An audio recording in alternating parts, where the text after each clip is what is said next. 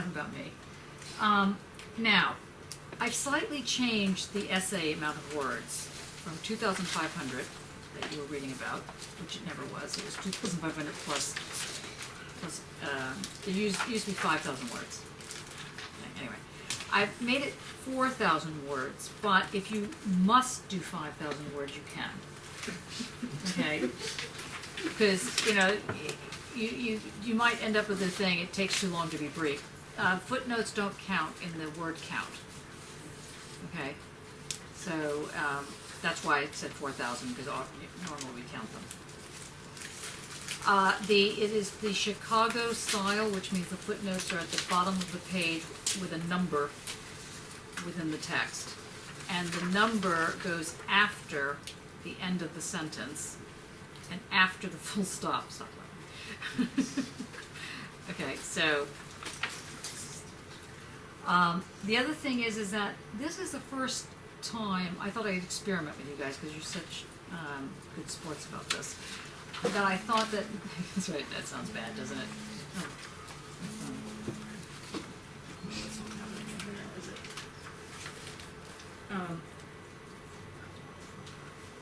Okay. The other thing is that so what was I saying? I was saying, oh yeah, this is the first time I decided to experiment with this group, where if you want, you can do an essay of 2,000, let's say 2,500 words, plus a piece of work, artwork.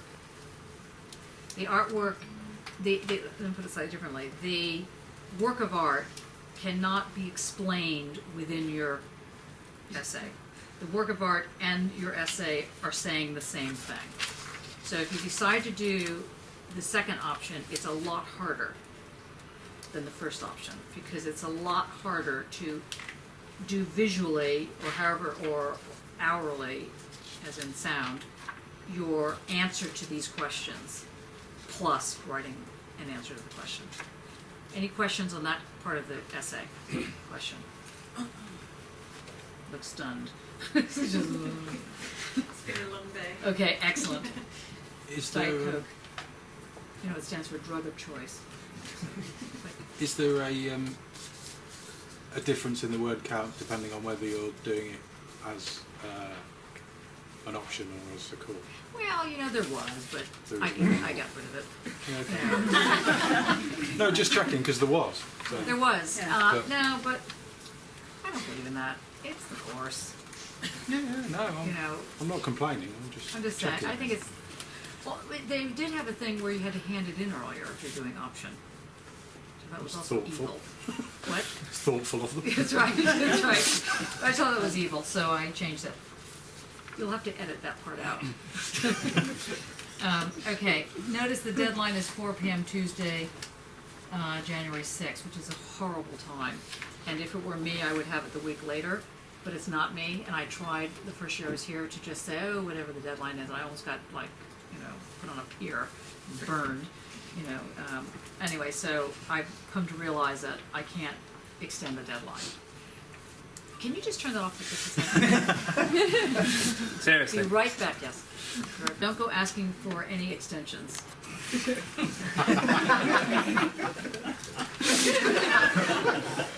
Okay, essay question. I'm going to go through this. There are 5 of them.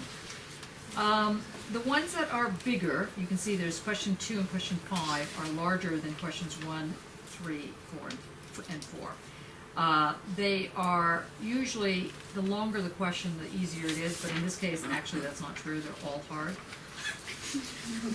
Though some are interestingly hard differently. They're differently hard. Something like that. Okay, let's just go with it. Okay, question 1. And the other thing is that find out which of your mates are doing the questions and work together. You can't hand it in together. So try and not make it sound like you plagiarized each other. So make it your own words, but work together on this, okay? Question 1, the term objective is fraught with many interpretations. Relying on Hegel's use of it, please consider A.L. Weitzman's remark of 665 as the least of all possible evils. Bonus point. What would Wittgenstein have to say about it?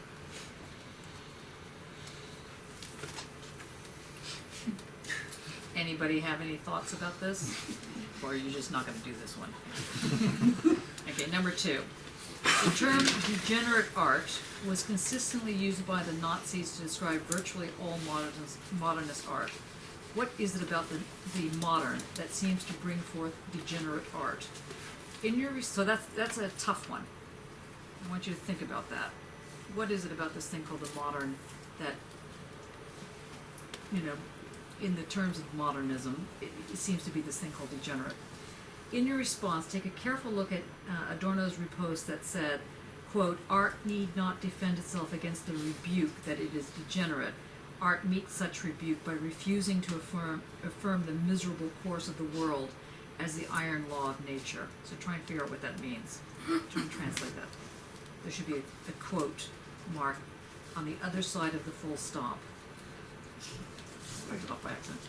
No. Okay, elaborate with, okay, now, and here's where it gets kind of even more interesting. So the next part of the thing is, try and think this through. So first you're thinking about it in terms of what is this thing called modern, what is this thing called modern art, what is this thing called modern art that seems to produce this thing called that which doesn't fit in, or degenerate. And so then what you want to think about is, what is this iron law of nature that Adorno's kind of making some sort of veiled remark about? And then look at Duchamp's Bride Descending the Staircase. Oh, actually, you don't have to look at all these. You can look at or. Duchamp's Bride Descending the Staircase, or Hans Belmer's The Doll, which is very creepy, and or Maya Derin's Meshes in the Afternoon. Bonus point. Discuss in relation to the role of reason, doubt in Kant, Descartes, Arendt, restaging of the condition of what it is to be human, and 2, the role of dirty and sensuous via transgression or disruption. It should be discussed in relation to 1, the role of... I was interrupted while I was doing this. Incidentally, and there should be there should be a parenthesis after disruption, and then the full stop. Okay, by the way, bonus point doesn't mean you're getting bonus points. What it means is, it means if you take that into consideration in your work, you'll probably get a very high A. That's what that means. If you can figure out how to make the argument so that it speaks to this bonus thing. The bonus is like a hint, but it's a hint that is kind of like, how long is this piece of string hint? So it might be helpful, it might not be. Okay, question 3. Oh, is this interesting for anybody, this question? Which one? 2. Okay. Yes. Yeah, I think it's always great writing on degenerate things. Okay, question 3. What does it mean methodologically, so now you have to know what that word means. What does it mean methodologically to suggest, quote, the sum is always greater than the whole of its parts? Discuss in relation to, now here's the list of the whole course, universality, totality, telos, thesis, antithesis, sublation, immanence, becoming, and the role of negation, the work of Hegel and Adorno. Bonus point, consider the role of attunement in orality. Now, this is both the easiest one on the list, believe it or not, because we've been going over it and over and over it, and it's also the hardest one, for exactly the same reason. Anybody interested in this one? Yeah. Okay, yeah, I thought, the sound people, I thought were kind of, go to this one. You might be interested? No.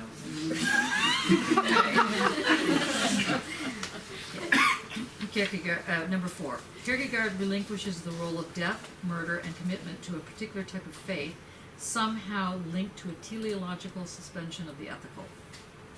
Derrida amplifies this move by suggesting that it presents a secret and or gift. Analytically assess, relying on their arguments in relationship to your own secret. Bonus point. Bring in Bataille's solar anus and or the dead man. The dead man is in the pop box. Anybody like this one? Oh, good. Well done, mate. Okay, question 5. Yes, of course, you could make up your own secret. I mean, no, you can't make up your secret, the secret part, but you can make up who the you is in the secret. Question 5. Adorno famously remarked, quote, But since in a world whose law is universal individual profit, the individual has nothing but this self that has become indifferent, the performance of the old familiar tendency is at the same time the most dreadful of things.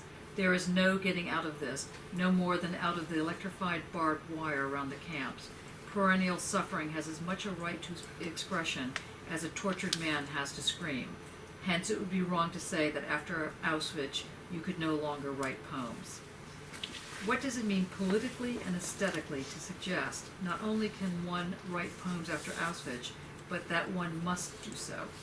Discuss in relationship to continuity, discontinuity, that that indissoluble something, as well as the role of guilt and suffering. Bonus point. Bring in your own artwork to explore the point.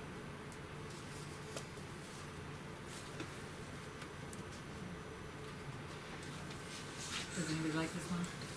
It's a real up one to do over Christmas. No one's gonna do this one. That's hilarious. Well, it's not really hilarious. Okay, just having a quick look at this. How many people think they're gonna do one? Take note, everybody, for the one people. Okay, there's 3 of you. Wow. Okay, question 2. 1 of you. What happened? Oh, 2 of you. Sorry, I wasn't listening. Oh no, okay, there's about 4 or 5. Okay, right. Question 3. The 1. Really? You're not doing Story of my life. that? Okay, sorry. Question 4. Okay, quite a few people. Interesting. Have you read The Dead Man? I've read the story of the Yeah, notice that's not on I there. know. I mean, that's what I like to do. Oh, yeah. Yeah. Well, in 1 second, I'm going to read you The Dead Man. In fact, I'll do it right now. Just a part of it, because it's really worth it, just to hear some of it. And then you will see what you think about that.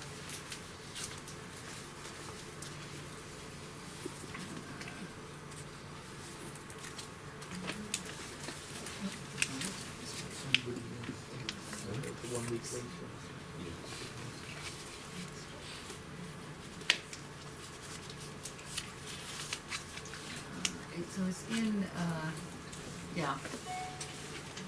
So it's going to be looking like that, Violent Silence. It's in that book. And I'll just read you the first part of it. And while I read this to you, you just think about that question. Where is that question? Okay, so the role. So analytically assess, relying on the arguments related to your own secret. Bonus point, bring in between solar anus and or the dead man. The dead man goes like this. Chapter 1. Mary is alone with dead Edward. Edward fell back dead. An emptiness formed within her, rising her like an angel. Her bare breast stiffened. An ominous shudder bore her into the fantastic church where exhaustion, silence, and the feeling of the irremediable finished her. In ecstasy above the horror of the house, Mary despaired. She suddenly pulled herself together, playing with her despair. Dying, Edward had besought her to be naked. She was pale, disheveled, her firm breast thrust through the ripped dress. The horror took advantage of her entirely, as does the murderer of the dark night. 2.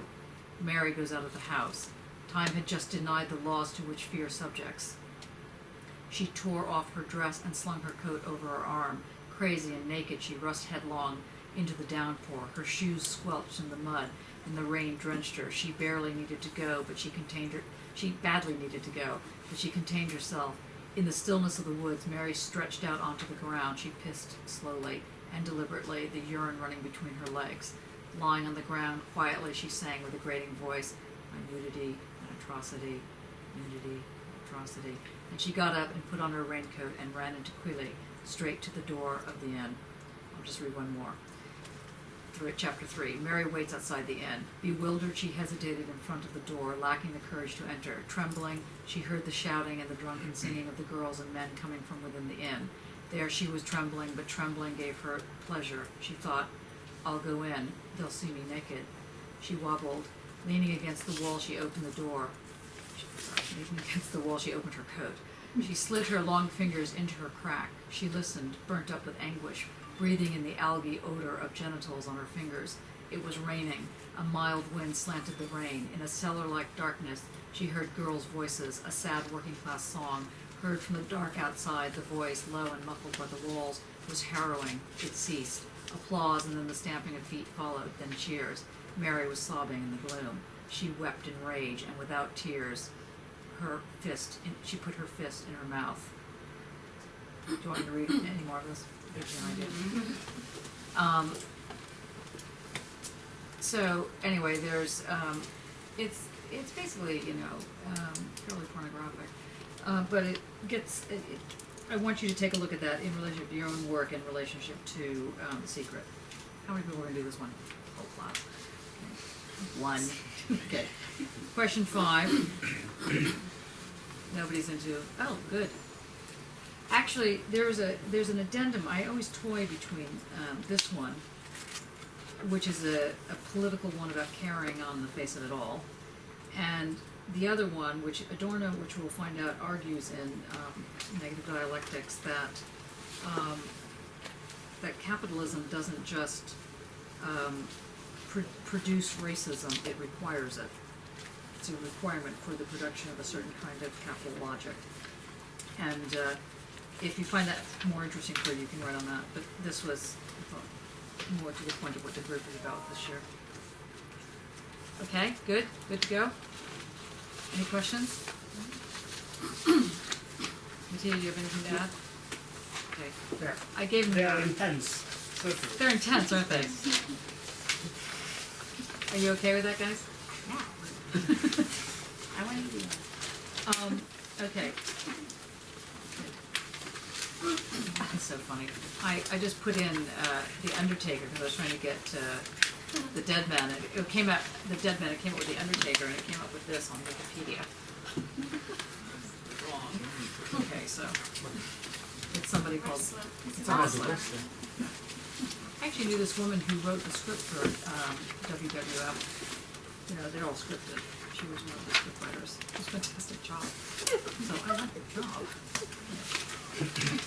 Okay. Let's get into the table. Now, I got a number of emails from everybody saying how much you absolutely adored Hegel. I'm so happy to see that. No, seriously. First of all, the dean was very pleased to meet you all. The dean was here last week, and she was very happy to meet you. There you go. All right. From last week. Okay, lights okay? Lights not okay? You want the bright? You want really bright? Okay, hands up. Bright? What's it? You're trying to eat your soup again? Suit. Oh, suit. She wants it to be seen. Oh, it can be seen. You can actually put the light on.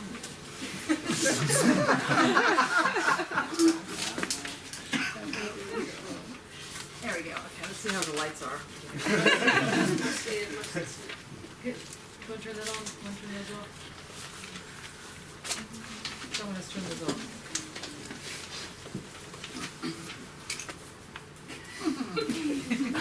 It's working, isn't it? What about you in the corner? Is that okay? Can you see all I right? can see a disco ball. That's right. Is that No, okay? that's all right. Yep. Yeah? Okay. Now, I thought you did brilliantly well trying to follow Hegel last week, but I'm wondering how much you remember of it. And I say that very respectfully because I know it's tough. So we're going to just try it again. I'm going to say it slightly differently this time. So I'm going to say the same thing, but I'm going to say it slightly differently. So the first thing to remember is that this is called dialectics. D-I-A-L-E-C-T-I-C-S.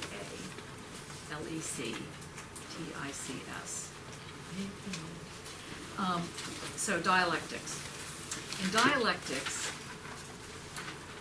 has a long history. It started, to the degree to which you could say there was a time period, and do not put this in your essays. By the way, in your essays, don't do things like Foucault, a French intellectual, or something like that. it's irrelevant whether or not he was French. Or, born in, 1922 or something like that, also irrelevant. Just get to the chase, get to the argument, no fluff in that.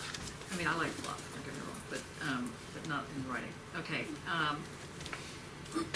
Hegel was predated by a type of dialectic first basically formed by a person named Heraclitus, H-E-R-A, Clitus, C-L-I-T-U-S, Heraclitus. And Heraclitus notoriously was sitting by a bank of a river. He put his toe in the river and realized that the way in which you had to understand the movement of the water against the movement of time required that something was always remaining the not side of itself. So you had wet, not wet.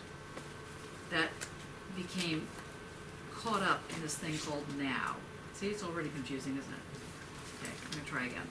So, to put it slightly differently, so Heraclitus develops this argument around the toe in the water and the way in which water is flowing and this relationship between time and space and movement. Now, if you're really interested, you can go read Heraclitus, because it is interesting, and it turns out that one of our PhD students is now incorporating this particular model into his argument on the tie. So it does get interesting with Heraclitus, but we have a lot to cover, so I want to get through that. Now, what Hegel wanted to make sure was understandable was that there was only one logic to life. There wasn't 50,000 different logics. There wasn't all these different opinions. There was one logic. And that logic was logical in as much as, and here's the key, it was logical in as much as it no longer relied on an opinion. It was stronger than opinion. But it wasn't stronger because of might versus right. So in other words, the logic had to explain how change happened without bringing in any outside elements. So there could be no God brought in to say, well, it's divine justice. There could be no sort of external Archimedean point, which is what it's called in art, where you have something overarching, shining light down on a yellow suit, for example, to show that it is real. Yes, okay, so instead, there's no point above that gives meaning to anything below. Hegel said you have to have everything within the one system. Otherwise, you do not know how to account for right and wrong. Right and wrong simply become, well, that's what they're doing over there, but over here, we don't agree with it. Something that you could never have an ethical position, argued Hegel. You would never know what art is. Art would just be relative to whatever the culture was. Now, of course, we know that is in fact exactly what art is, but no, I'm just kidding. No, that's very bad when you say that. He wanted to make the argument against Kant. By the way, some of my colleagues in New York heard your remark saying, well, that's a really bitchy remark of Hegel. And they thought it was so funny. It went around the city. It was very funny. Anyway, it was hilarious. I loved it myself. Okay. No, it was great. Anyway, now, because the logic had to contain everything in it, there could be nothing external. Think of logic as not working in a linear path, but sort of round. Think of it as a totality, a total, the total sum. The total sum has a shape that would be round, not flat. Now, it may not be round like an actual circle or a globe, but it's not a point. It's not flat like a plane. You can't fall off of it. The logic contains everything. There's nothing outside the logic. And what he wanted to say is that in saying this, what drives history are concepts. That's interesting. he wanted to say that it wasn't that the material conditions necessarily drove history. Guess who would be disagreeing with that? Marx, yes, clearly. But he wanted to say that ideas are the font of life. Hence, the word idealism does not mean your head in the clouds. Well, it could if you're from the point of view of a really hardcore Marxist, but even then, it means that the concept fuels your path. You want to be an artist, you get into the thing called artist, and you're fueled by that path. You want to fight for democracy, you get into you fight for democracy. You want to fight for ISIS, it's a concept that moves you forward. All of history, argues Hegel, is moved by this. Every liberation movement, every military position, everything is moved by this. Any questions so far? Because it's going to get complicated. Okay with this? Okay, so he says that the idea is not just like I came up with an idea. That's not what idea means. Idea is actually concept. There are two types of, let's say, ideas. One is called an abstract concept, an abstract idea, A-B-S-T-R-A-C-T, abstract idea, and the other is a concrete idea. By concrete, which you would think might mean if it fell on your foot it would damage it, is not what he means. Concrete means that which is universal. Concrete means the whole picture. And because it is concrete, it gives it a ground. Hence the etymology of the word concrete in our actual use of it. It gives you the ground. It gives you a manufactured ground. Now, the word abstract is what most people, before they really understand theory, think is theory. That is to say, most people are burdened by the idea that they think that theory is a model that you have to apply to something. And that is not either theory or, in fact, philosophy, or certainly not the concept. It can be an abstract concept, which is to say it's not fully formed yet. It can't live outside of a kind of environment that you have to set up. So it's helpful, it might be a pointer, but it's not the whole picture. Your arguments are made about whatever you're thinking of when you figured out what the concrete concept is. If you've only got a sort of a vague idea, then it's not concrete. Then it's abstract.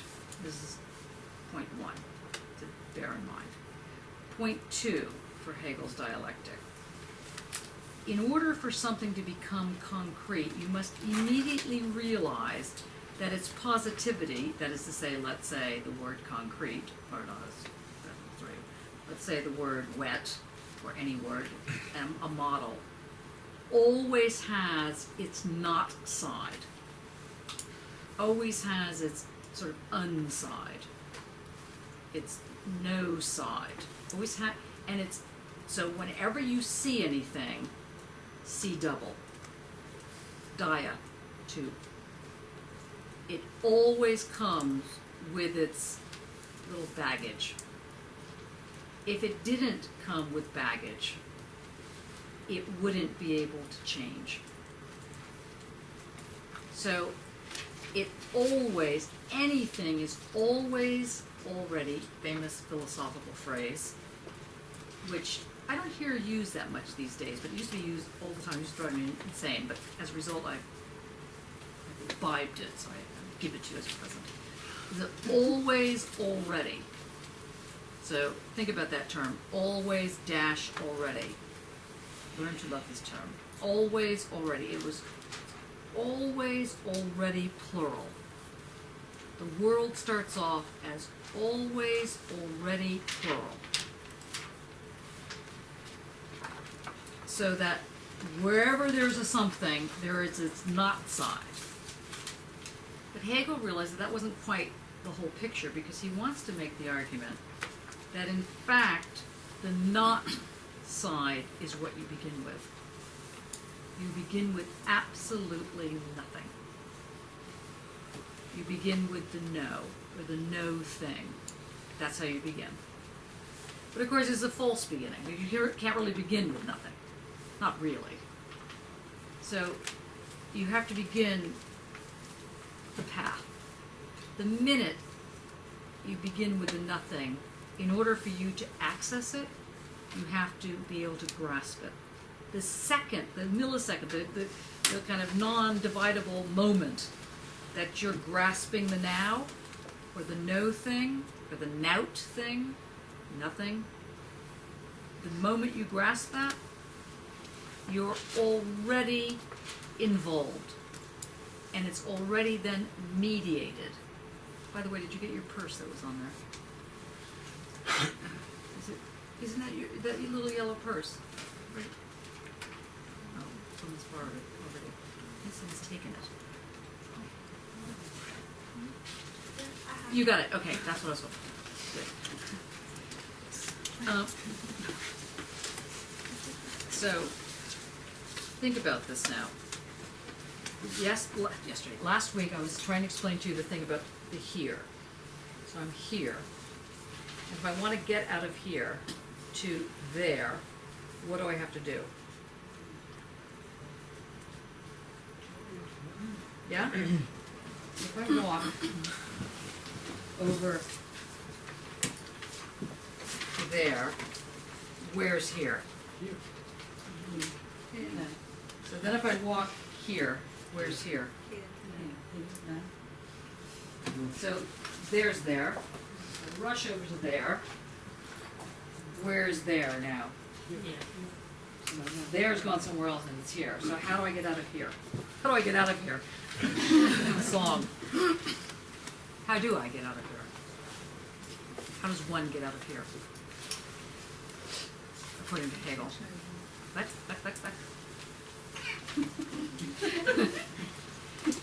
Let's welcome EJ back. It's very good to have her back. Not quiet.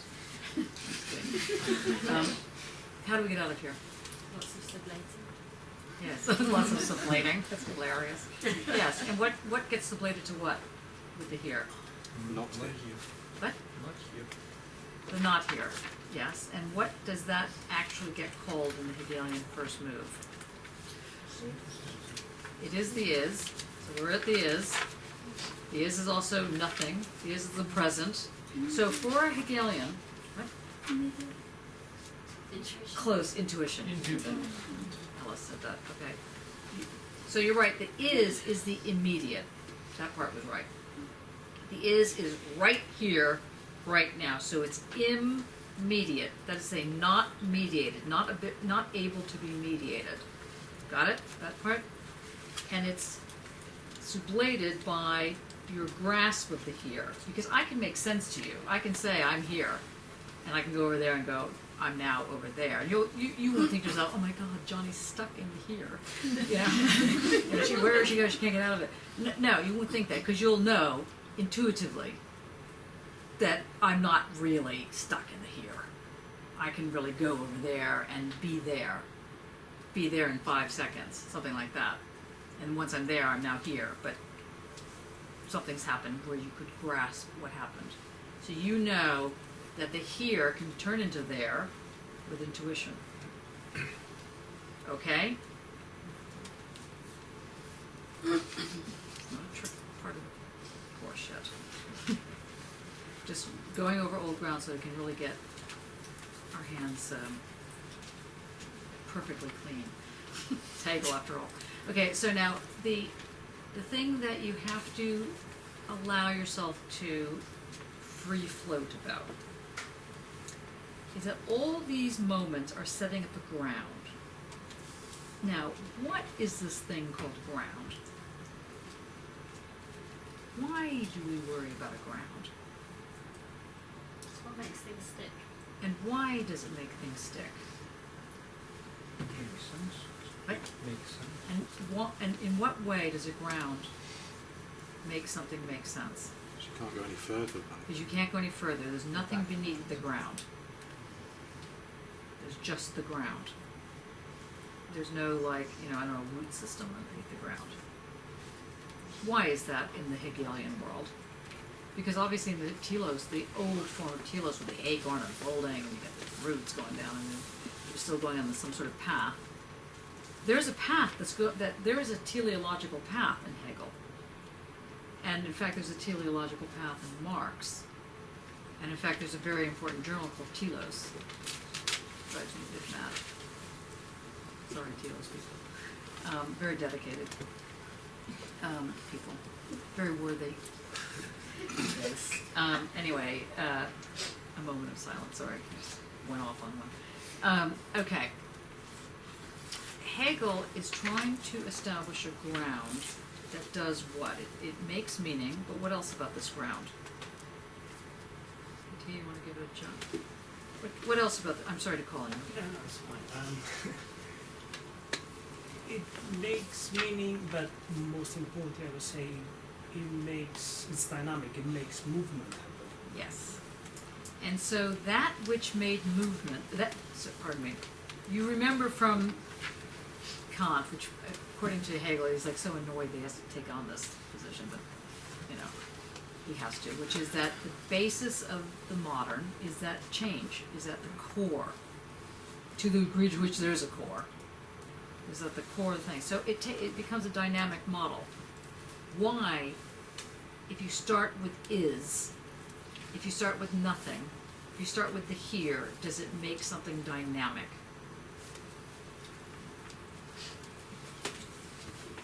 Well,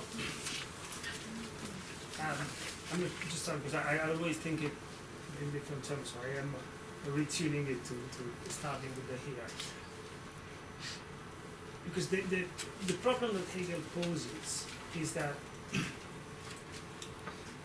it is not possible to give account of sense as it stays together, or of things becoming, but no of things becoming, if everything is solidly stuck together.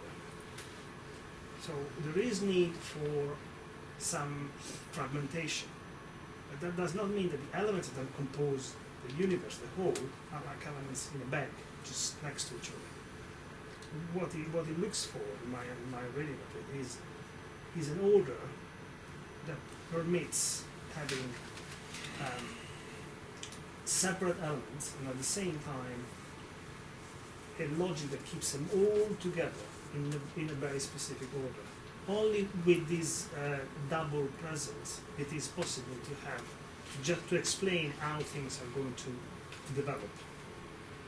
And that's they always already mediated, as in things are separated, but they're held together in a very specific way through that separation. Right, so a different way of putting that, in case anybody got lost with that, but that's exactly right, is that the so-called separation of all that there is and all that there's not, it's separated by this thing called the excluded middle. It's excluded because it can't be on both sides. In fact, it's on neither side. It's separated, but it's held together. Separate, but held together.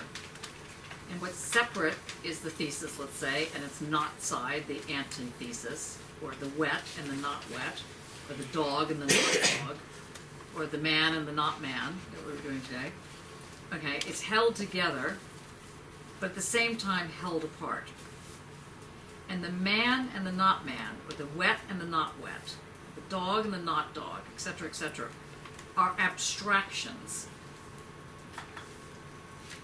It's not really a man and then this inverse of this thing called a man, because in that moment a not man doesn't exist, or a not dog, or even a dog. In the moment where, if you have not yet understood how the not side can't be pulled away from the for side, then you're missing a beat on what Hegel's doing here. So he's got them stuck together. They can't be taken apart here. So there's this there's this moment where we can't go inside the in-between. What did you call the middle? Excluded middle. Now, it's a very specific term which Wittgenstein rails about. So one of the reasons I love Wittgenstein, he has a whole book dedicated on the excluded middle and why he hates it. Okay, so I just love that. Yes. Did you have a question? No, you're just moving. Okay. Okay, so the key here, though, is that obviously if everything stood on one side and everything stood on the other side, you wouldn't get anywhere. So something has to happen, and that's that famous sublation that happens. That once something is being mediated, or sublated, same word in this context. Mediated, sublated, the same word. So have people started making their coffees? Well, you do, you're a coffee fanatic. You know, the espresso. Because the other type doesn't really sublate the same way. Also, it's terrible coffee, so you know, and Nespresso, really. Does anybody have an espresso machine? Really? You have 4 of you have Nespresso machines? Espresso. No, Nespresso. You just have 2 Nespresso machines? Well, I see. That's hilarious. I was gonna say that's really overkill. Okay. Anyway, look, you have proper espresso pot. Properly sublates the water into the beans, and then makes this thing called coffee, which comes back around and wakes you up. You know, it's like, anyway, this thing, excluded middle, doesn't exist. Because if it did exist, then that would be an element in the bag, as Mattia said. So it doesn't exist. It exists by virtue of it not existing. It was a cruel and vicious thing I just did. Anyway, it doesn't, just understand it doesn't exist. And therefore, if you feel that you are maybe gay and maybe straight, or maybe male and maybe female, and so you feel that you're somewhere in between, it's the wrong concept for identity. And that's why there's been a fight later on, which you're probably studying in queer politics, I just thought I'd bring this in, a fight against identity politics, because identity politics implies that you can live in the in-between. And there is no in-between. But I probably just upset a lot of people now. Okay. I'm sorry to be the harbinger of bad news. No in-between. But if there is an in-between, then the in-between is a lot bigger than nothing. So you cannot be agnostic either then? Not really. Well, you can be agnostic, like but you have to be thinking. fully, but there's no in-between. Agnostic isn't in-between. Atheist and theist. That's the point. Now, of course, once we get to Heidegger, we can be in the in-between. In fact, you're basically in the in-between. Okay? It's like, so that's, you know, I mean, the good news, the bad news, same news. Okay, so let's just stay with Hegel here. Hegel, thesis, what'd you say? Keep changing the rules. I know. That's the great thing about philosophy. Okay. But what you must understand, and what is crucial here, is that have your brain work on logic. See how the logic, you know, immerses inside your head, or your arm, or wherever you think your brain is. You know, just follow the logic. This is the thing that is amazing about Hegel is that if nothing else is profoundly logical and will make sense. And not only will make sense, but becomes the basis of most of the modern and postmodernist arguments that are available today, especially in Zizek. Just gonna throw that in. Okay. Now, the ground is this ground, which we know starts off being nothing, then is able to be mediated by intuition, and that gets swallowed up, and it becomes what? Now, big intuition. Sorry, look at the next one. And then intuition is then grasped by sense certainty. And at that point, sense certainty, doing the grasping, is abstract, because it's on the other side of intuition. But intuition's now all bubbling up. It's got, the is in it. It's got some energy happening. So it's, and now you have sense certainty. And what happens when sense certainty sublates intuition? Big sense. Yes, see, I told you to get it right. Yeah. And then what happens? Perception. Perception sublates the sense certainty, which has already sublated the intuition, which has already sublated the now. And then what happens? And what happens to that sublation? Becomes big perception. And then it gets sublated by understanding. Well done.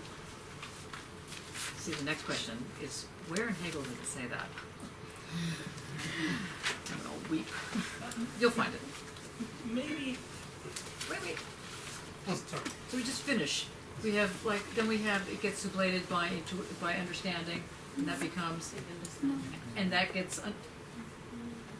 You'll get the next one. No, it becomes big understanding, and then that gets sublated by knowledge, and it becomes becomes big knowledge, and then what happens to the big knowledge? See, you're our person in charge of logic. This is great. It comes back around and forms the ground. Now, do you see how itchy it is? I know that Hegel will be rolling around in his grave thinking that I've described his work as itchy. But it's not a bad way to think about it, because it's like itchy. What do you mean? Well, yeah, good point. So much for my great way of explaining it. It means there's a dynamic moment that's always moving. So it's never solid. And therefore, and then we'll go back to, therefore, that word that is the ground, that solidifies the meaning, that solidifies truth, is objective or subjective? 50%? Subject. Well done. How did you get that, other than just guessing? Because that's the answer. that's what everything's heading towards, isn't it? That's what we're all, not what we're all, that's what. Yes, and the process is heading what does that do to the notion of object? So if ground at this point is ground, concrete, hard, homogeneous, and now we find that's what objective means, and now he's done this other thing, this kind of itchy, well, I call it itchy scratchy, but it could be noisy or whatever thing, and that becomes the ground. Why is it subjective? Why call it subjective? Because Adorno's going to call it objective, of course. Why is that kind of dynamism subjective? What's it being subjective to? Change. Yeah, good. And what's the change that it's subjected to? No? Knowledge. Well done. Mattia.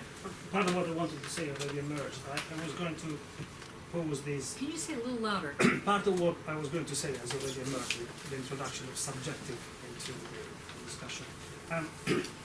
The process from intuition to knowledge, which is obviously it seems referred only particularly to human, but is much broader for Hegel. Plays on the steps of subject. Now let's stay with the subject as if it were one of us. Then an object for that subject, which... Wait. When you say let's stay with the subject as if it's one of us, can you explain what you mean by that? As an individual. Yeah, so the subject can mean like a citizen. Like you're a subject of the crown. Or a person. No, let's stay with another person. Okay. So we are talking about the process of knowledge, of coming to terms and making sense of oneself in place. Mm-hmm. And this happens because there is this process that we just went through from intuition to knowledge, like progressive sublation, retains the subject, the object, and the process. You get that? Say it again. So the whole development, the spiraling out, becoming more and more complex from intuition to knowledge, retains the subject, that is the active first active part of social the agent process. or whatever, yeah. The object of this process and the process. And what's the object of the process? But that it's a very complex and delicate notion in Hegel, because the object of the subject is everything that the subject is not, including at the early stages the subject itself for its own reflection, or the body for the feeling that one has. So this can go really into micro measurements, Yeah. and then on the other hand to macro measurements, but the dynamic is absolutely the same. Okay, I'm sure that everyone can repeat that. Okay, what are you hearing? Ajelmu, what are you hearing? Nothing. So it's subjective because we're, in terms of idealism basically, and the knowledge is essentially an idea or a concept within But the ourselves. concept means universal concept, in concrete concept. It doesn't mean just having an idea.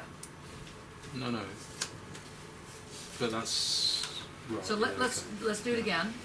Let's do it again, because you have confused and very furry brows. This, and you know how squinting is a bad look, okay? And that, you know, Nietzsche was very clear on this. Shouldn't have to squint to deal with philosophy. It's like sort of the Olympic, or not Olympic, what is it? The Oscars. Apollonian. What's this? Apollonian. Apollonian, yes. Actually, what about Dionysian? Much more interesting. Okay. All right, we're off on a tangent here. Okay, let's start again. I am here, and now I'm here, and if I really step, I'm still here. And Hegel says, I'm gonna help Johnny get out of here. And the way you do that is you understand that the start is always nothing. You start with nothing. You start with the zero. You start with the empty. You start with the no thing. You start with the now thing, the now. It's all the same nothingness.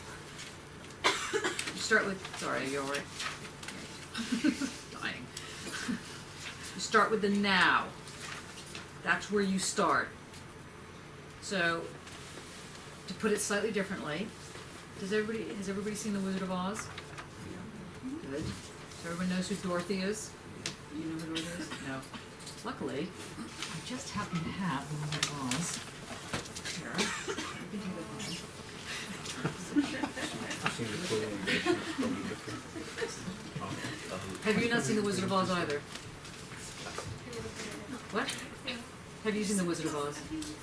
It's on at the electric. It's on the electric? No, but you have to see this version with Dorothy. You have to understand why all gay men love Over the Rainbow. And all gay everybody, actually. Anyway, whatever. Okay, now the thing is that Dorothy, the story is that Dorothy, who's in a small town in Kansas, ends up wanting to run away. And of course, when she starts to run away, there's a tornado that comes, she runs back, she runs into this madman who is trying to do magic tricks and so on and so forth. And anyway, to cut a long story short, she gets hit on the head by a frame of her house. Any other normal human being would be murdered by this, but she ends up into a deep sleep. And she sleeps and she goes up into the tornado, and she lands in Oz, which every one of us wants to live in. And it's all Technicolor and blah, blah, blah. Anyway, and she just wants to go home because she has a very limited sense of imagination at that point, having lived on the farm. And all she wants to do is go home. And so she just says, you know, and so there's this bubble that shows up, and it's a good witch, as it turns out, named Glinda. And Glinda, in all of her splendor, shows up, waves, and says, you know, look, you want to go home? Then you just have to go get the broom. And Dorothy is like, okay, where's the broom? She says, well, it's, you know, in the castle of Oz. I mean, it's in, the bad witch has it, something, I don't know, somewhere she has to bring back the witch. No, I'm completely wrong. You have to go to, God, how many times have I seen this film? You have to go to the Emerald City. you have to go to the Emerald City because there's a wizard there, and the wizard will tell you how to get home. So she says, but how do I get to the Emerald City? And Glinda, being a Hegelian, says, you start right here where you are, and you walk. You can't start anywhere else. You must start where you are right here. So that's my Hegelian version of Glinda. So you never realize that Glinda the Good Witch was a Hegelian. It's a new image for you. So, you know, it's like, so Glinda, our first Hegelian, first Hegelian in drag outfit, it's so fabulous. I mean, she has wonderful outfits, by the way. And if you ever have a chance, you see Wicked. It's fantastic because it's a really, anyway, you hated it. No, I just can't do musicals. Oh, right. That was just awful in itself. I think we need to confess. Okay, I hated it. did you? Yeah. Which one did you see? One down in that. Oh, right, is it Wicked? The green thing? Yeah, yeah. We went and No, had a it's drink at the, mid-time. it's the devils. We went and had a drink at half-time, and And we were left. saying how wonderful it was, and my daughter said, what do you think of Dad? And I said, well, it's a bit like pantomime. There's this awful silence all around. And I just sort of went down, I just went to hid in the toilet. Well, and you didn't though, you went back. But did you see it with the original cast? No. See, I heard that the original cast was the one to see it with. Right. I saw it 3 times sadly with the original cast because I kept having people show up, this is my excuse, show up from across the pond wanting to see Wicked. Yes, so believe me, I could probably tell you the verses, but I think the acting really went a little bit off. That's like what I'd like to say, because it wasn't like a pantomime when it really worked. I didn't understand musicals either. Okay, the two of you can have dinner together then. Okay. Commiserate about the rest of us that are into musical. Anyway, the point is that you start where you are. You can't start anywhere else. So next time when you picture Hegel wearing a fantastic glitter outfit. Okay. All right. Now, in starting where you are subjected to that moment. You are a subject to that moment, and you're also subjected to it. You are both produced by it and having to deal with the fact that that's where you are. So the famous Whatever Happened to Baby Jane, anybody see this film? Oh, classic. Classic, yes. So here's another Hegelian moment. So Blanche is in a wheelchair. Blanche, played by Joan Crawford, is in a wheelchair, who was in a wheelchair because her sister ruined her somehow. And Betty Davis is Baby Jane, who's like this very aging child actor who's now like 75, and hates her sister. They all hate each other. And Joan Crawford in the famous scene says, "If I weren't in this wheelchair, I'd," and Betty Davis turns around and goes, "But you are, Blanche, you are." Okay, now, another Hegelian moment. Okay, if I weren't in the here, but you are, Blanche, you are in the here. Okay, so that's Hegel.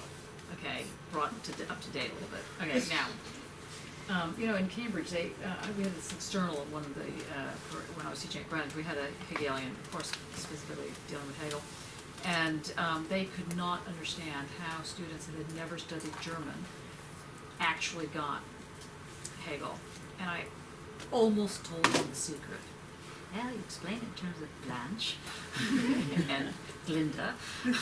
Everybody gets it. Okay, so are you getting this? Are you getting the fact that you start right where you are, but that's an abstraction? Because you can't know right where you are until you can intuit that. So you can only start right where you are, but right where you are is nowhere. Exactly what your point was today. It's a nowhere, it's a nowhere. Is that even a ground? Yes, of course it's a Yeah. ground, but it's a nowhere ground. It's a now here ground.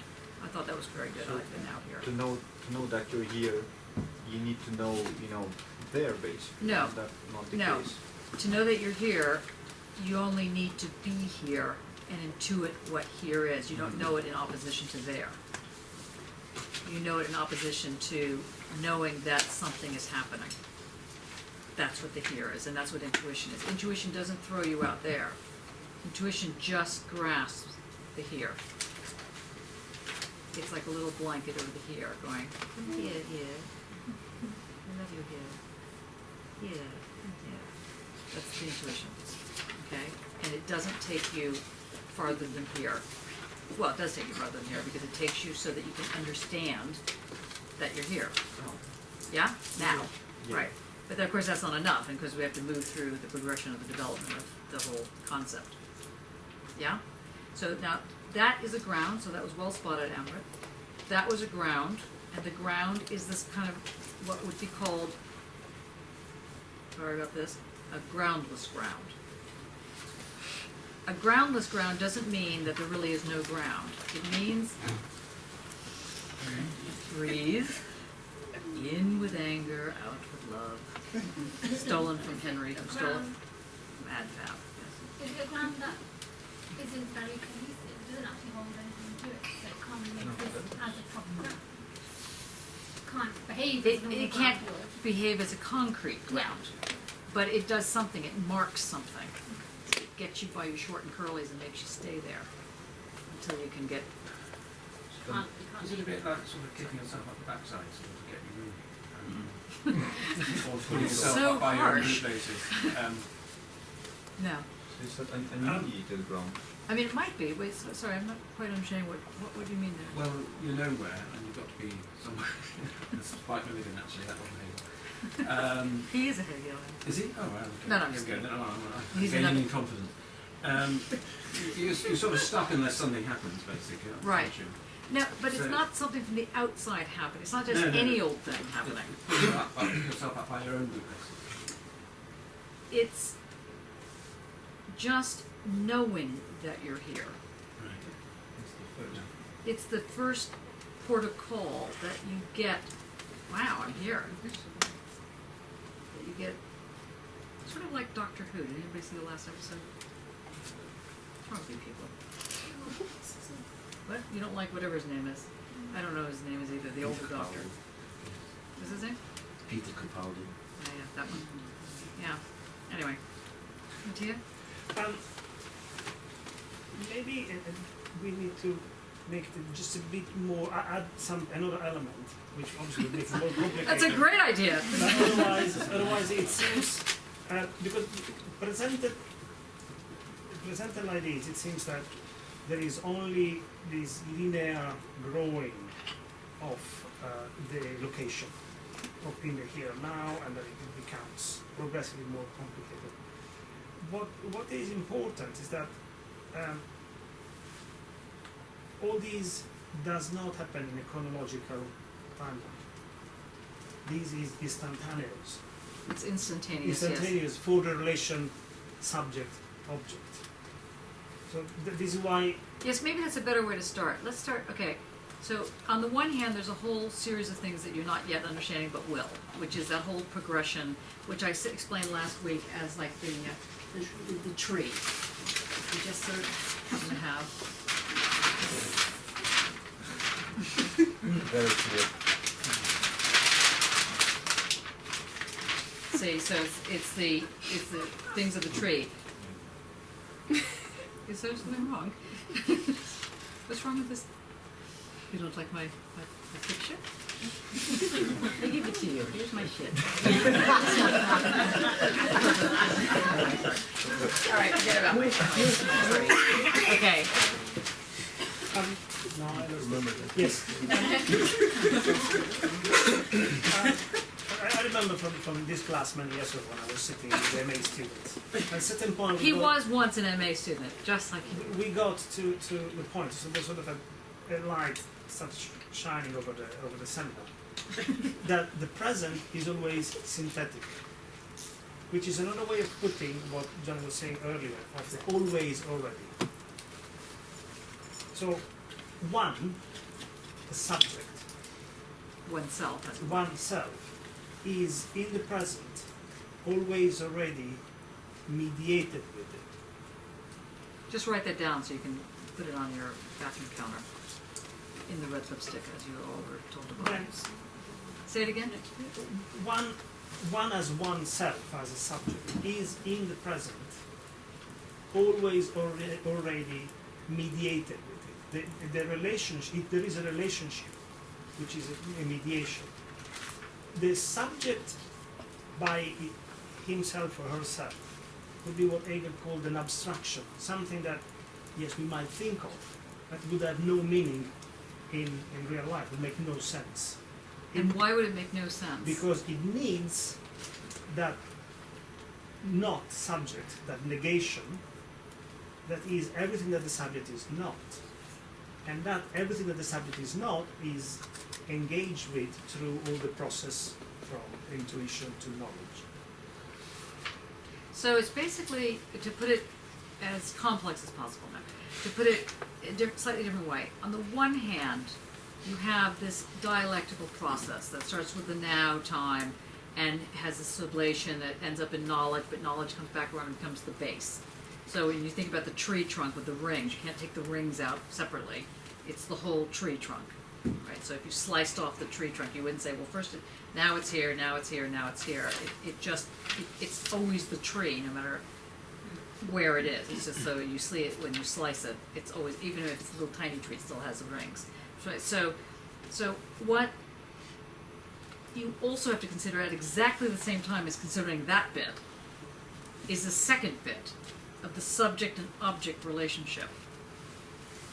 And the subject and object relationship is highlighting this kind of tennis match with dialectics.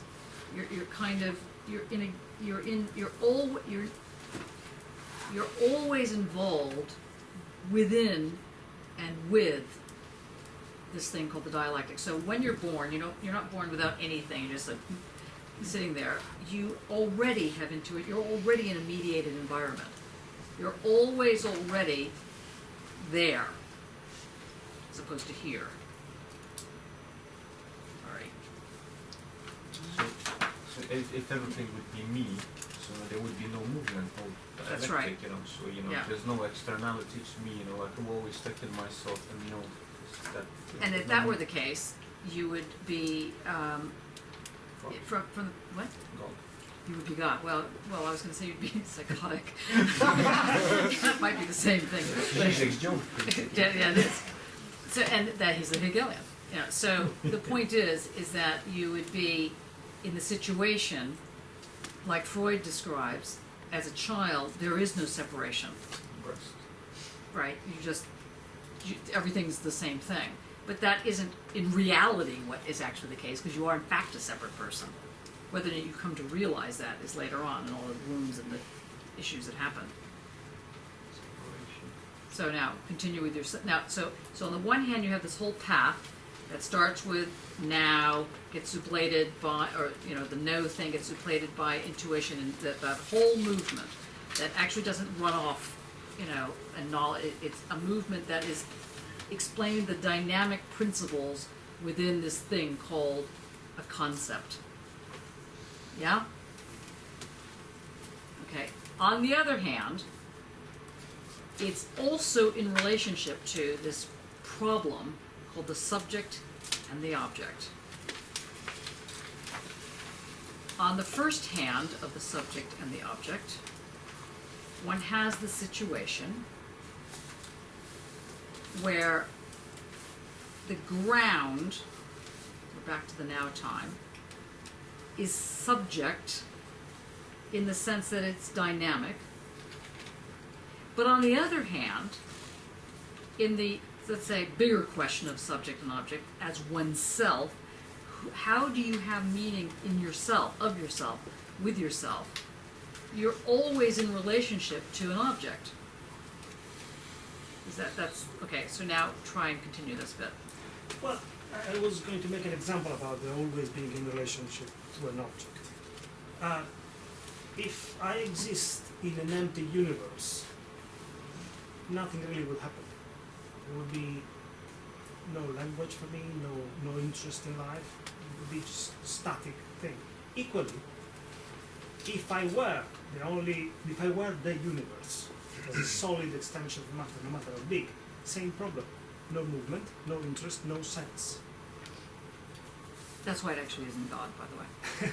Seriously. But anyway, God. Yeah, so then Hegel says to explain sense, and to explain sense in a rigorous way so that it can be graspable, predictable, manageable, one has to understand how the mediations, the separation between oneself and the universe as one's object, the first separation, the child that realizes that the world is not an extension of its body, how that separation that keeps them at the same time together works and happens. And that's... Can you just repeat that again? We had one person that was dying over there. Yes. No, that's right. Good. So Can you just repeat it again. Is it okay? No, it's on camera. Okay. To explain how oneself is in the universe, and how the universe is the first object for that oneself, Hegel needs to find a form of mediation that is rigorous enough to keep them separate and yet together in a relationship that allows both understanding and predicting, that allows explaining how we got here and how to move next. Okay, and that's like in a tango with each other. So it's not really that there's the dialectic running off on one side and the subject-object problem running. They're all together. Absolutely, yes. Good. Okay. So these relationship of mediation is what Hegel calls negation, precisely because it starts from the now, which is The now to the no thing. the no that has nothing attached to it. Well, the first way to interrupt this nothingness is to realize that that is not me. So that is it happens for Hegel. Negation is the engine of the process. He calls it the labor of negation, and the whole building of sense through the process that we've seen from intuition to knowledge is indeed a laborious process that takes place over time as well as immediately for the individual. So it is something that is extremely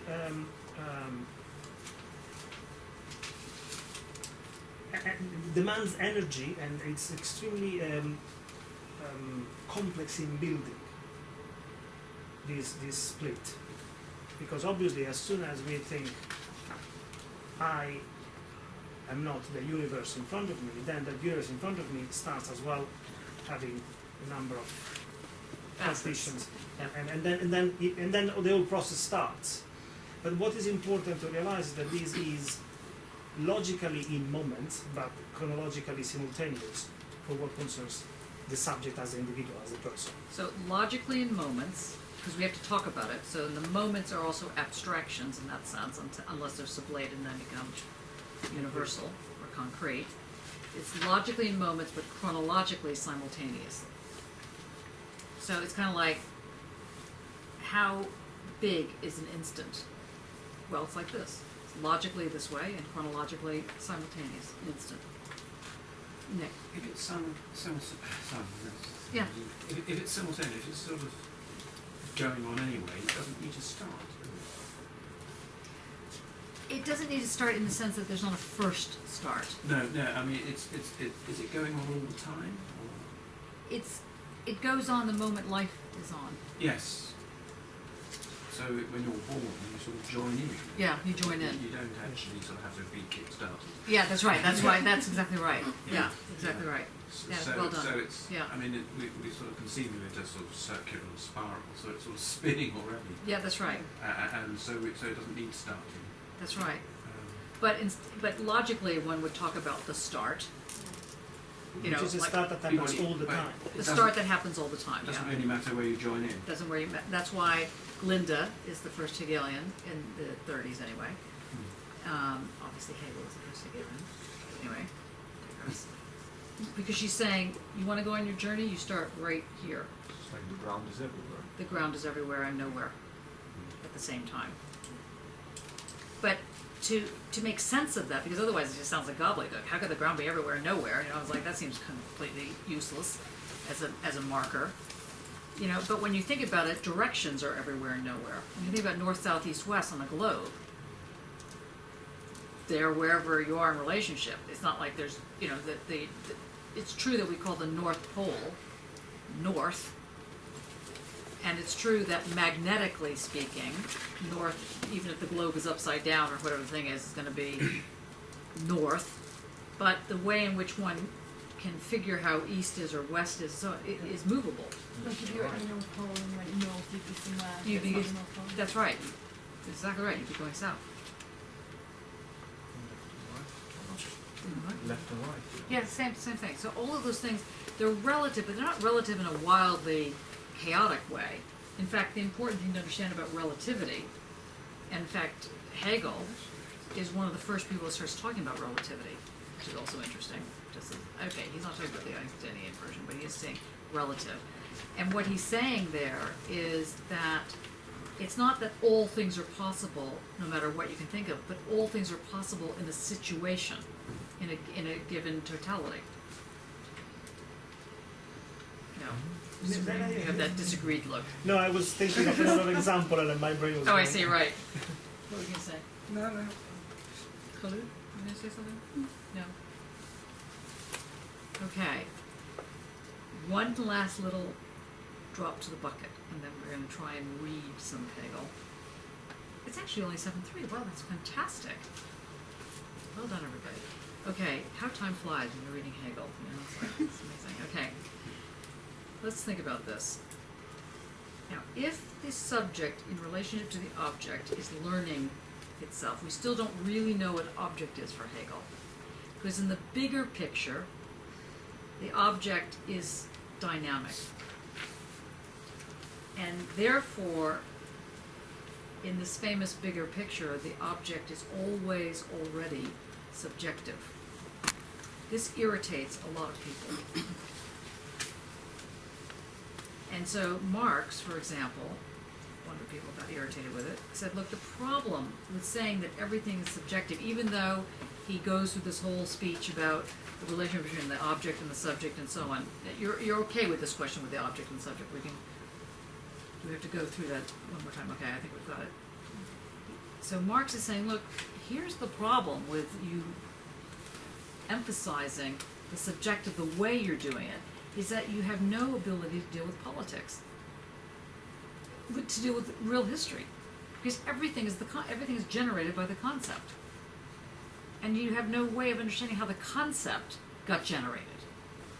Like, who generated the concept? It wasn't like, you know, it wasn't just some sort of thing dropped out of the air. Hegel would say, of course it didn't drop out of the air. The whole point is that it doesn't drop out of the air.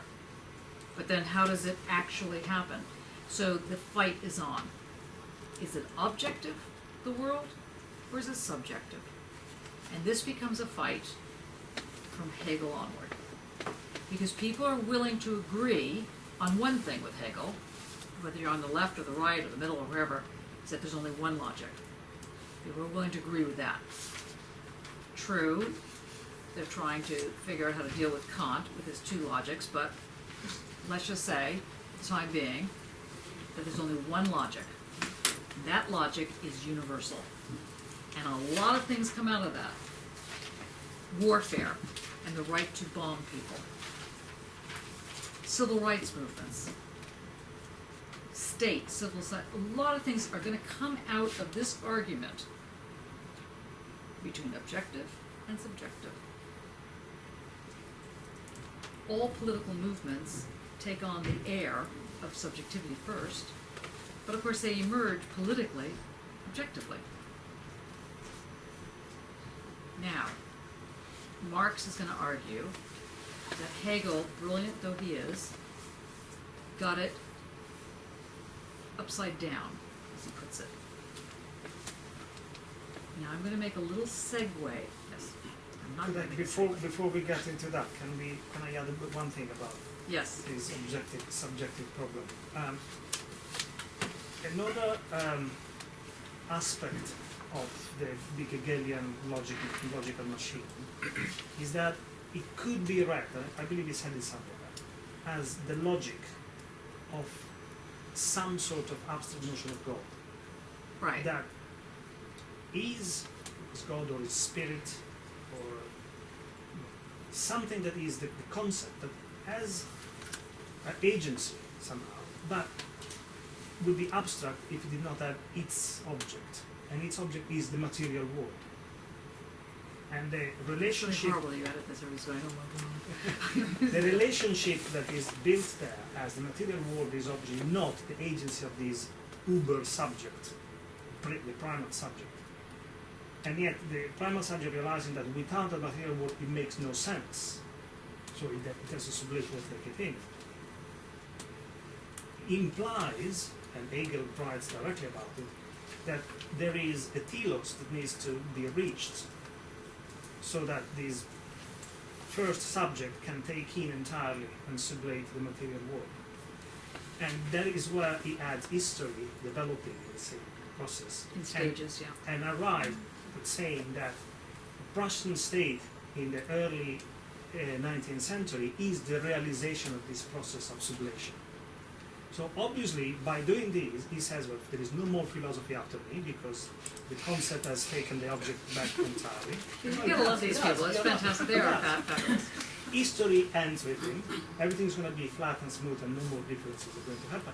But worse than that, it's all gonna be the Prussian state. Yeah, It's a little bit and it's scary. the Prussian state where, no, as he puts it in the philosophy of right, there is a place for everything, and everything has a place.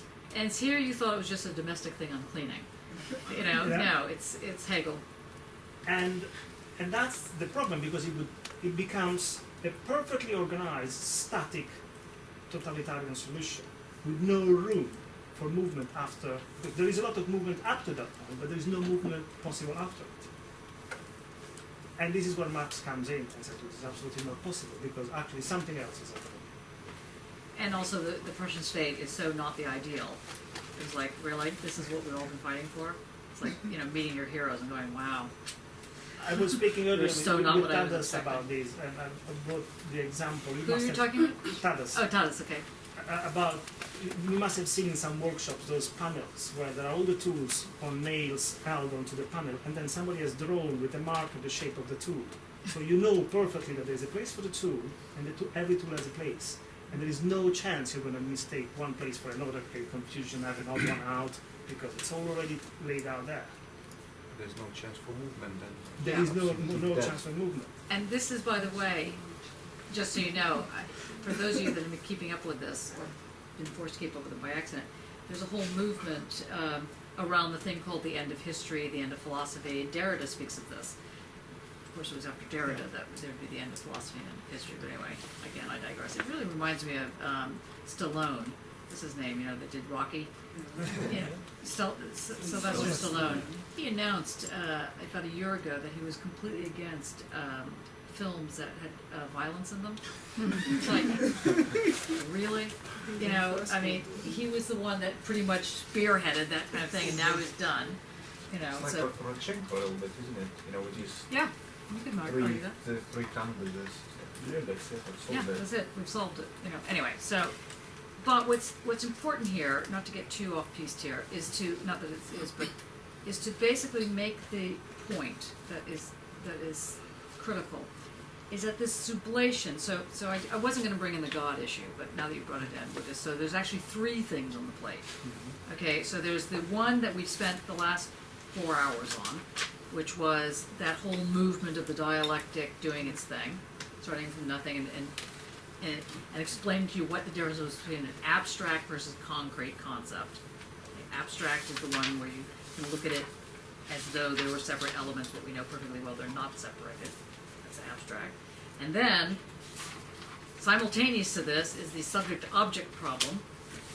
And then, simultaneous to that, is the God versus material problem.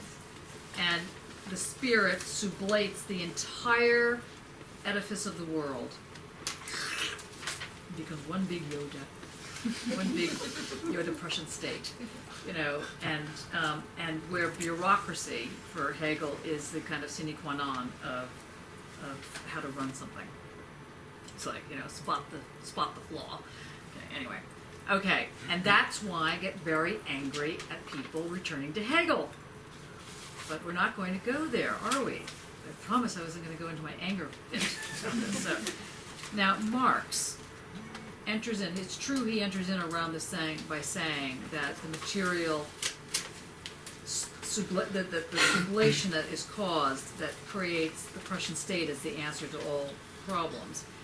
What Marx also says is that, look, while it is true that negation is the engine of this dialectic, which is a very nice way of putting that, of course that's what Hegel does literally say, but that it's the engine that makes the negation, or this immanence, is the, Marx says, you know what, you want to know what the engine is?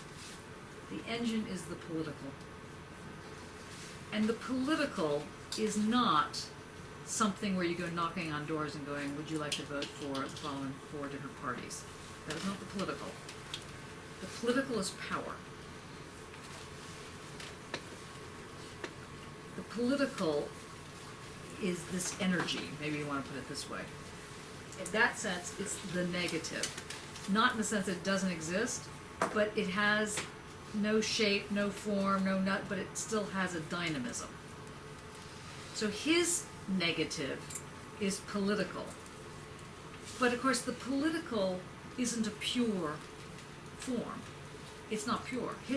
Whereas Hegel's negative is pure, beautiful and pristine, and a concept, a universal concept. For Marx, it is dirty, it is messy, it's bloody, it can even be boring, although power is very rarely boring. And what he says is that, where does that dirt come from? Where does that blood come from? It comes from history. So the political isn't just, the political isn't like electricity in that sense of energy. The political is based, as he puts it, on the nightmares of the past, the living nightmares. And so what Marx does is he puts the dialectic on its head. So you know where we started with the now and the is. Well, Marx does too. Except he doesn't say that it's nothing. He says that the is always already, the famous always already, it's always already history. You're dropped in something that's not nothing. You're dropped into a whole messy battle, whether it's your family, it's your country, whatever. You're dropped in it. You're dropped right in it. And that makes up your now. So the now is always already messy. And you can go say, yeah, it gets taken over by intuition, and that gets, you can go through the whole thing. But it's a dirty form of it. And he actually calls it dirty. Dirty, messy, sensuous, sexual. This is Marx. So what becomes really the engine of the dialectic is political struggle. Because without political struggle, it doesn't change. What happens is that the change just remains the same, except in different forms. Now, for Marx, this power is explained in different ways, and I'm just going to give you a couple of examples, and then we'll take a break, so that we can then get into move back to Hegel. I told you we were doing 2 lectures today, Marx and Hegel. Sorry, I'm sort of racing through Marx. If you look at his work on Caesarism, C-A-E-S-A-R-I-S-M,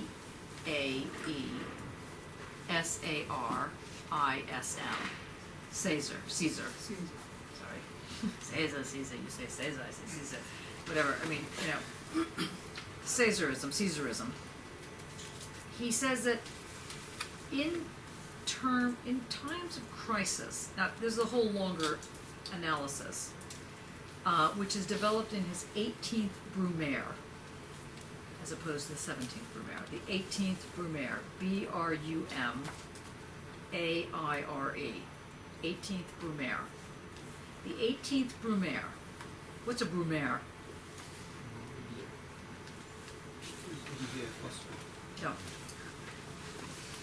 What is it? What? So close, but so far away. What's a Brumaire? Is a name of a month after the renaming of the calendar done by the French Revolution. I believe it matches with November, but I'm not sure. Yeah, so the 18th Brumaire means the 18th time that naming happened, so it's like 18 years later, basically. He's just being clever. Now, well, probably was being more than clever, sorry. Now, with Napoleon I, I think I've mentioned this before. Napoleon, with all of his issues, of his hand in his stomach and all the things that he did with himself, he did bring in some interesting radical laws. In a certain sense, you could say that even though he was a complete dyed-in-the-wool conservative, he was an emperor, he was someone who could lead progressively. He was a progressive conservative. Now, he was progressive. Now, the ball got dropped. The Paris communes happened in 1848, and a lot of the communes were happening. I mean, a lot of this kind of scenarios happening all over the place. And as Marx rightly said, Hegel couldn't account for any of that. Suddenly, you had communes happening everywhere. You had revolution happening. How is that happening? How was the dialectic unfolding to the Prussian state? No, it didn't look like it was unfolding to the Prussian state. Now, eventually, the old guard gets it together, renegotiates things, the banks do the typical thing they're doing now, and the economy is restructured, and so on and so forth, so that the rich remain rich, or remain another joke. Okay, so the point is that eventually there's an impasse. And the conservatives want to stay in power. And now they've become really conservative, like like fundamentalist conservative, because they really hate what the radicals have been doing, the revolutionaries. And the revolutionaries have gone a little tiny bit overboard by chopping everyone's heads off. And there's been hatred and issues around this. And what happens is that while these warring parties, like, let's say, Labor and Conservative, are trying to make something happen, a party comes right up the center and takes power. Let's hope it is not the unsayable party that we're not going to name. Okay, but a party that is even more reactionary and more stupid than either in this case, it would have been the left wing, or let's just call it Labor at this point, or the Conservatives. This middle party comes up, and that's what Marx names the 18th Brumaire. Is that kind of like how the Nazis came into power? Not exactly, but it's how any group can, when there's a standoff for power, another group can come in and seize the power. And the way that happens is very complex, but also not so complex. And that's what Marx is saying. He's saying that there was a stalemate. These guys couldn't move for a variety of different reasons. Something comes up, and that happened with Caesar. So that's why he called it Caesarism. Because the first Caesar was very progressive, but the second one was an idiot. And, the Rome burned and all the rest of this happened. Or Caesar fiddling or whatever he's doing himself. And the same thing is happening with the Brumaire thing. The first Napoleon is reactionary but progressive. The second Napoleon that comes in to put the throne back to enforce it is completely reactionary and forces the whole time period to go backward. And so his famous expression, first time tragedy, second time farce. The second time of the farce was when the Caesarism moment went on. Now, I mention this because you might come across it, you might find it interesting, you might work it into one of your papers, you might just know about it. But also, it is an antidote, like as in medicine, against the idealistic view, that is the pure view of the Hegelian move. But they're both using the structure that Hegel set out. One is using the dirty version, and the other one's using the clean version. Questions? Good. Let's have a break. Oh no, let's not have a break. Sorry. That's right. We won't discuss this yet. I mean, we've got really into the end of Hegel without mentioning the spirit. Oh, no, we're gonna go now. Oh, right. Yeah, I just wanted to get Marx in there so you had heard it, yeah? For him, that was the whole point, wasn't Marx. it? No, for Hegel. Yes, yes, that's the whole point, yeah. Just very, very briefly. So if for Hegel, all the dynamic starts from the subject, the main subject, that is, can also be named concept or spirit. These are all Oh, yeah, different not colors of the Major same, point. Yeah, good of point. the same, of this idea, and finds his opposition, his opposite, his negation to the material world, and needs to go through it, almost in a cathartic way, to get it back to the sublation, and be fully conscious of it, fully aware of it, control it all through knowledge. That's Hegel. So concept, word, back to the concept. Marx says, no, the word comes first, the dirt. So it is going to be history and technology. So moves this machine 90 degrees.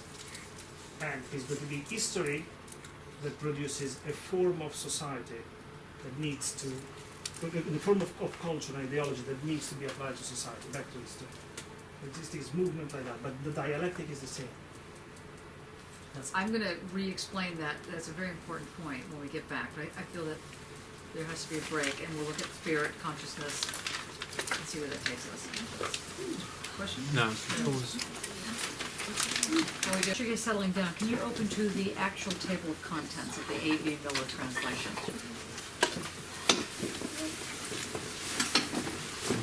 So make sure you have the A.V. Miller translation in front of you.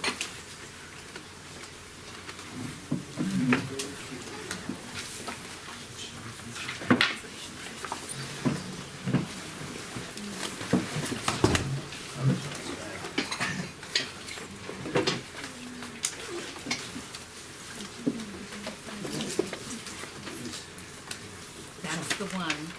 Yeah, I can't remember. Can you see okay? What page is it on? Nick, can you see okay? Yes, it was with glasses, I think. Sorry. So, because you might have to do some reading. Well, I was going to say, where are my glasses?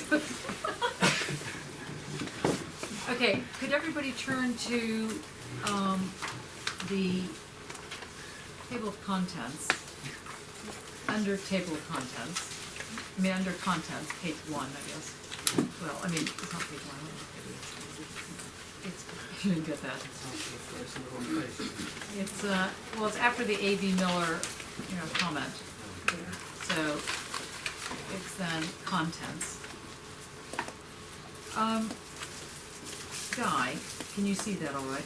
Yeah.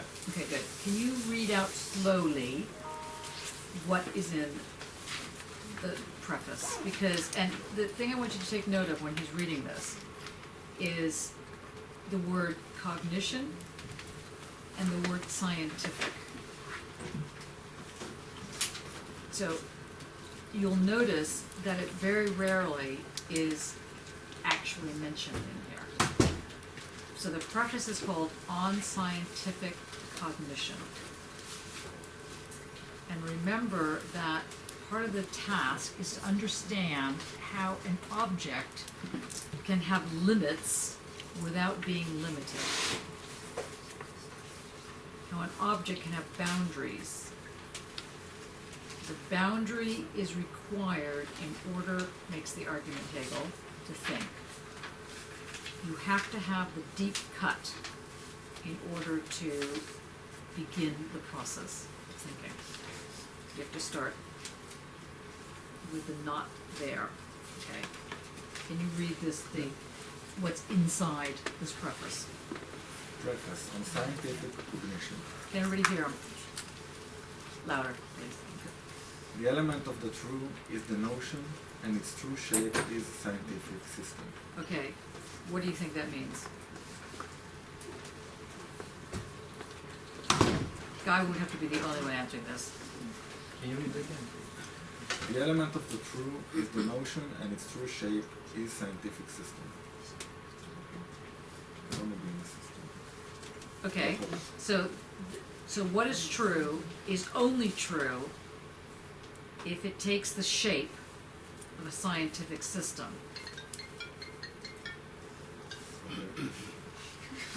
Or, that's That's God calling. Hello. There needs to be a logic, basically. It has to have a logic, and the logic has to be a notion. And what does the word notion mean when it's universal? It's another word for no. Another word for notion as a universal thing is called concept. Good. Okay. So let's try it again. The element of the true. The element of the true is the notion, and its true shape is scientific system. Okay, and notice that Hegel in this part, the true is capitalized. In its capitalistic, in its capitalized sense, it is universal. In its small t sense, it's just either an adjective or it's an abstraction. Okay, so any questions on this section? Chloe? You're good? Good to go? Okay, next. The state of spiritual culture at present time. At the present time. Okay, so first he's talking about the element of the true as the notion, and then he seems to jump to this thing called the state of spiritual culture. What is that? What is spiritual culture? I mean, just guess. Is that a narrative? Yeah, that's nice. And what would be the narrative of the spiritual culture of today's England? Or UK? Celebrity culture or consumerism? Maybe. What do you say? Capitalism, no? Well, yeah, but yes, whenever I say anything that I think is wrong, my partner goes, "That's capitalism." Yes, okay, that's true. But a little bit more. Okay, you have the celebrity culture. What else is going on? What's the spiritual culture today? Maybe an Russell idea. Brand. What? Sorry. Russell Brand, yeah. I think Russell Brand, I think it's a good idea, yeah. I mean, yes, Russell Brand. You don't know who he is?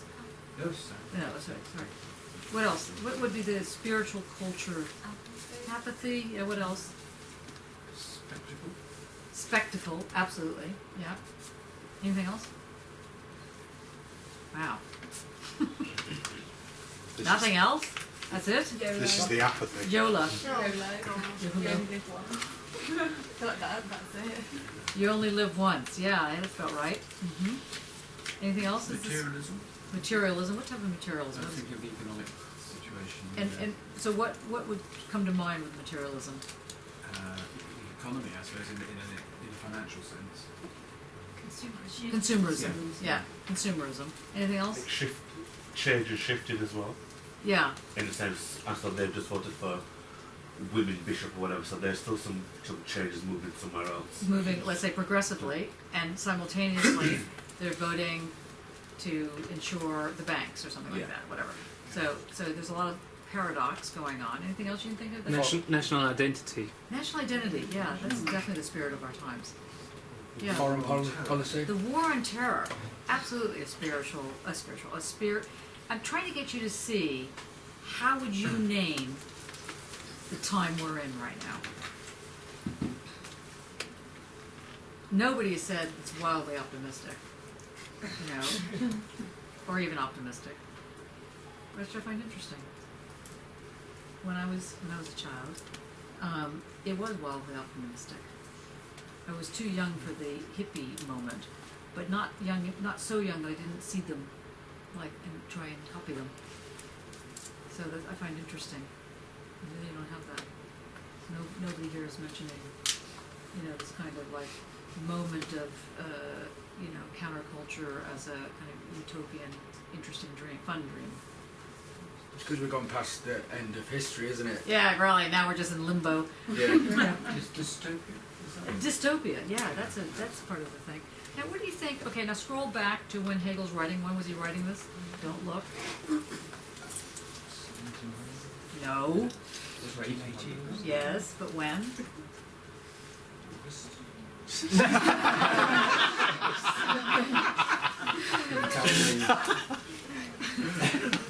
It's very funny. All right. Everybody calming down now? Well, anyway, we know it's somewhere in the 1800s. Well done, and in August, when it's particularly warm. Okay. And what do you think is the state of spiritual culture at the present time? Yeah, well, that is the present time. What, in the 1800s? Yeah. Colonialism? In Germany. Well, no, not for them actually. Would it be nation building? Like, Yeah. you know, referring back to the Prussian thing about nationhood and state, And what were these Prussians like? What would they look like? militaristic. What did they wear? Spiky Yeah, helmets. what color outfits? Yeah, these big fabulous hats. Prussian blue. Prussian blue, yeah, there you go. Nobody even knows. You're just guessing. How can you read Hegel with no, any of these kind of images in your head? They had my moustache. Then you had your mustache, that's true. Yeah. You look very Prussian. Well done. Sorry. Nationalism is happening. I haven't quite got the right date yet. I haven't narrowed it down to the day of the week. Monday. Was it something around the royal family?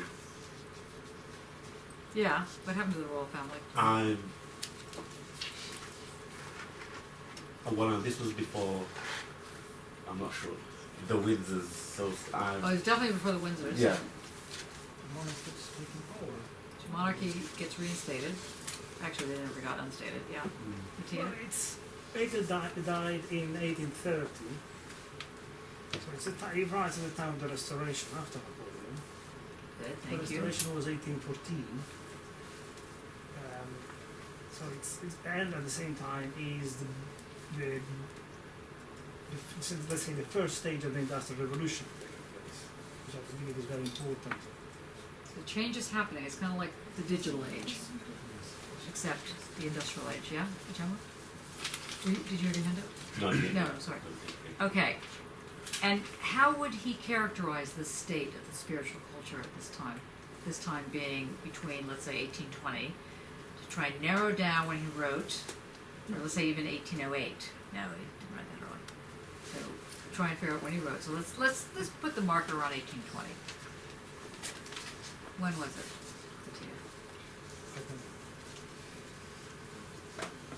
Okay. Well, 1826 was the first photograph. If that helps. That's very helpful. No. Okay, but it is helpful in a certain sense because that is when technology starts doing weird things. First of all, it starts making a presence, and then it starts making a presence after the fact of the presence. That's all very interesting. I mean, photography is both, wildly bizarre and practically like stealing the soul, right? In fact, a lot of people did feel this way. Okay, now let's not dwell on. Let's go next. So he's got a little sort of subplot of one page on the state of the horrors and the things of the good news and the bad news about what's happening, and then he just goes back to his usual form, which is what? The principle of science is not the completion of science. Objection to formalism. Okay, so what do you think he's saying there? Propose a new system. There's something about why is the principle of science? Well, first of all, what is the principle of science? Empiricism. It's knowledge. And that's kind of interesting that it's knowledge, because knowledge is kind of open-ended. And that's why he's saying the principle of science is not the end of science. It's how you get science happening. So science is used in two different words here. One is in the sense of knowledge, and the other is in the sense of the word science, yeah? Oh, okay. And remember that the word science is a very new word at this time period. It's also very interesting. Okay, so he objects to the notion of formalism, which is to say describing what's happening. Because formalism, like having rules to explain what's going on, simply means that people don't understand the logic. The logic allows one to make predictions or make comments because you're able, just like in math, to say after the number 3 comes 4, you can make a similar kind of prediction because you know your logic is correct. And that's very, very important. Okay, next. The absolute is subject. The absolute is subject. The meaning of this. What do you think that is? The meaning of this. No, not the meaning of this. The absolute. What is the meaning? What does it mean to say the absolute is subject? The knowledge that it refers to is the science. Okay, so The then whole. the whole. So once you get to that full movement, that the thing called knowledge becomes the overarching ability to now swallow up the material. This is what is the subject. Go on. The absolute is subject. The meaning of this, the element of knowledge. The elevation of consciousness into the element is the phenomenology of spirit. Yes. And now we get to basically a discussion for Nick. The elevation of consciousness into that element. Okay, so the first thing is the element, the first thing is the absolute is subject. And what do we mean by this? The second part is in talking about how the absolute is not a sealed absolute. It's always got a dynamic aspect to it. That this becomes what is critical for the element of knowledge. Now, what was that thing that was the element of knowledge for Hegel? That becomes the engine of knowledge. Negation. So, negation is linked to consciousness. So, if you look at this sentence again, the elevation of consciousness into that element being negation, is the phenomenology of spirit. So, yes, so the element of knowledge. What is the element of knowledge? You could have said the engine of knowledge. The engine of knowledge we know is negation. The bringing in of consciousness into negation is precisely what is the phenomenology of spirit. And therein lies the entire book. And that's why it's important to learn how to read contents, particularly German contents of the 19th century. They don't have they don't have contents like they used to. It's so depressing. Now you have to go read the index, which is not also very useful. So let's go again. The absolute is subject. So we know that means knowledge, and that's what the meaning is. So the meaning of that is that the absolute is knowledge, and knowledge is always subject. The element of knowledge is the engine of knowledge. That's the negation, negative. Then we're going to bring in consciousness into that negation, and once that happens, that's what the phenomenology is. That's what it's all about. Because it's no good just to have this kind of empty thing running around doing stuff. You have to have consciousness of it. And that is key. So now he gets into this thing. Read, please. The transformation of picture thoughts and familiar ideas into thoughts. Okay, so now he's going to start developing the question of intuition as what he calls picture thoughts, or these familiar ideas of thoughts. But thoughts are not concepts, not yet. Why not? What are thoughts in this context? They're unmediated, but what are they? They're abstractions. Right. Very good, both of you. So picture thoughts are just abstractions, and they're familiar ideas, so you're used to abstractions. It's not like you're afraid of them. They just don't do anything really. They're like definitions. They're useful, but only up to a certain point. So you have to transform picture thoughts and familiar ideas into thoughts which will eventually become transformed into And this into notions. into notions. Notions means concept. Yeah. Universal concept. Oh, right. It's a universal. It's the fat version of the concept. It's the full version. It's the full. What do we call full fat milk? That's what this is. So language can be thought Of course, to transform it. but not yet. Yes, it does, but not quite. So the transformation of picture thoughts and familiar ideas into thoughts. That's where you're kind of wallowing around and you're like, that seems like a good idea. I'm trying to go over there. When that goes through its sublation, it gets transformed into the concept. So you're absolutely right there, Nick. So let's go again. Let's go back to number after 7. Can you read that again? So just follow it very slowly, very gently. The absolute is subject. The meaning of this Is what? What does it mean to say the absolute is subject? Yes, knowledge has a dynamism. And capital knowledge, capital K knowledge, comes around to be the base. So the base has a dynamic thing. Okay, good, good.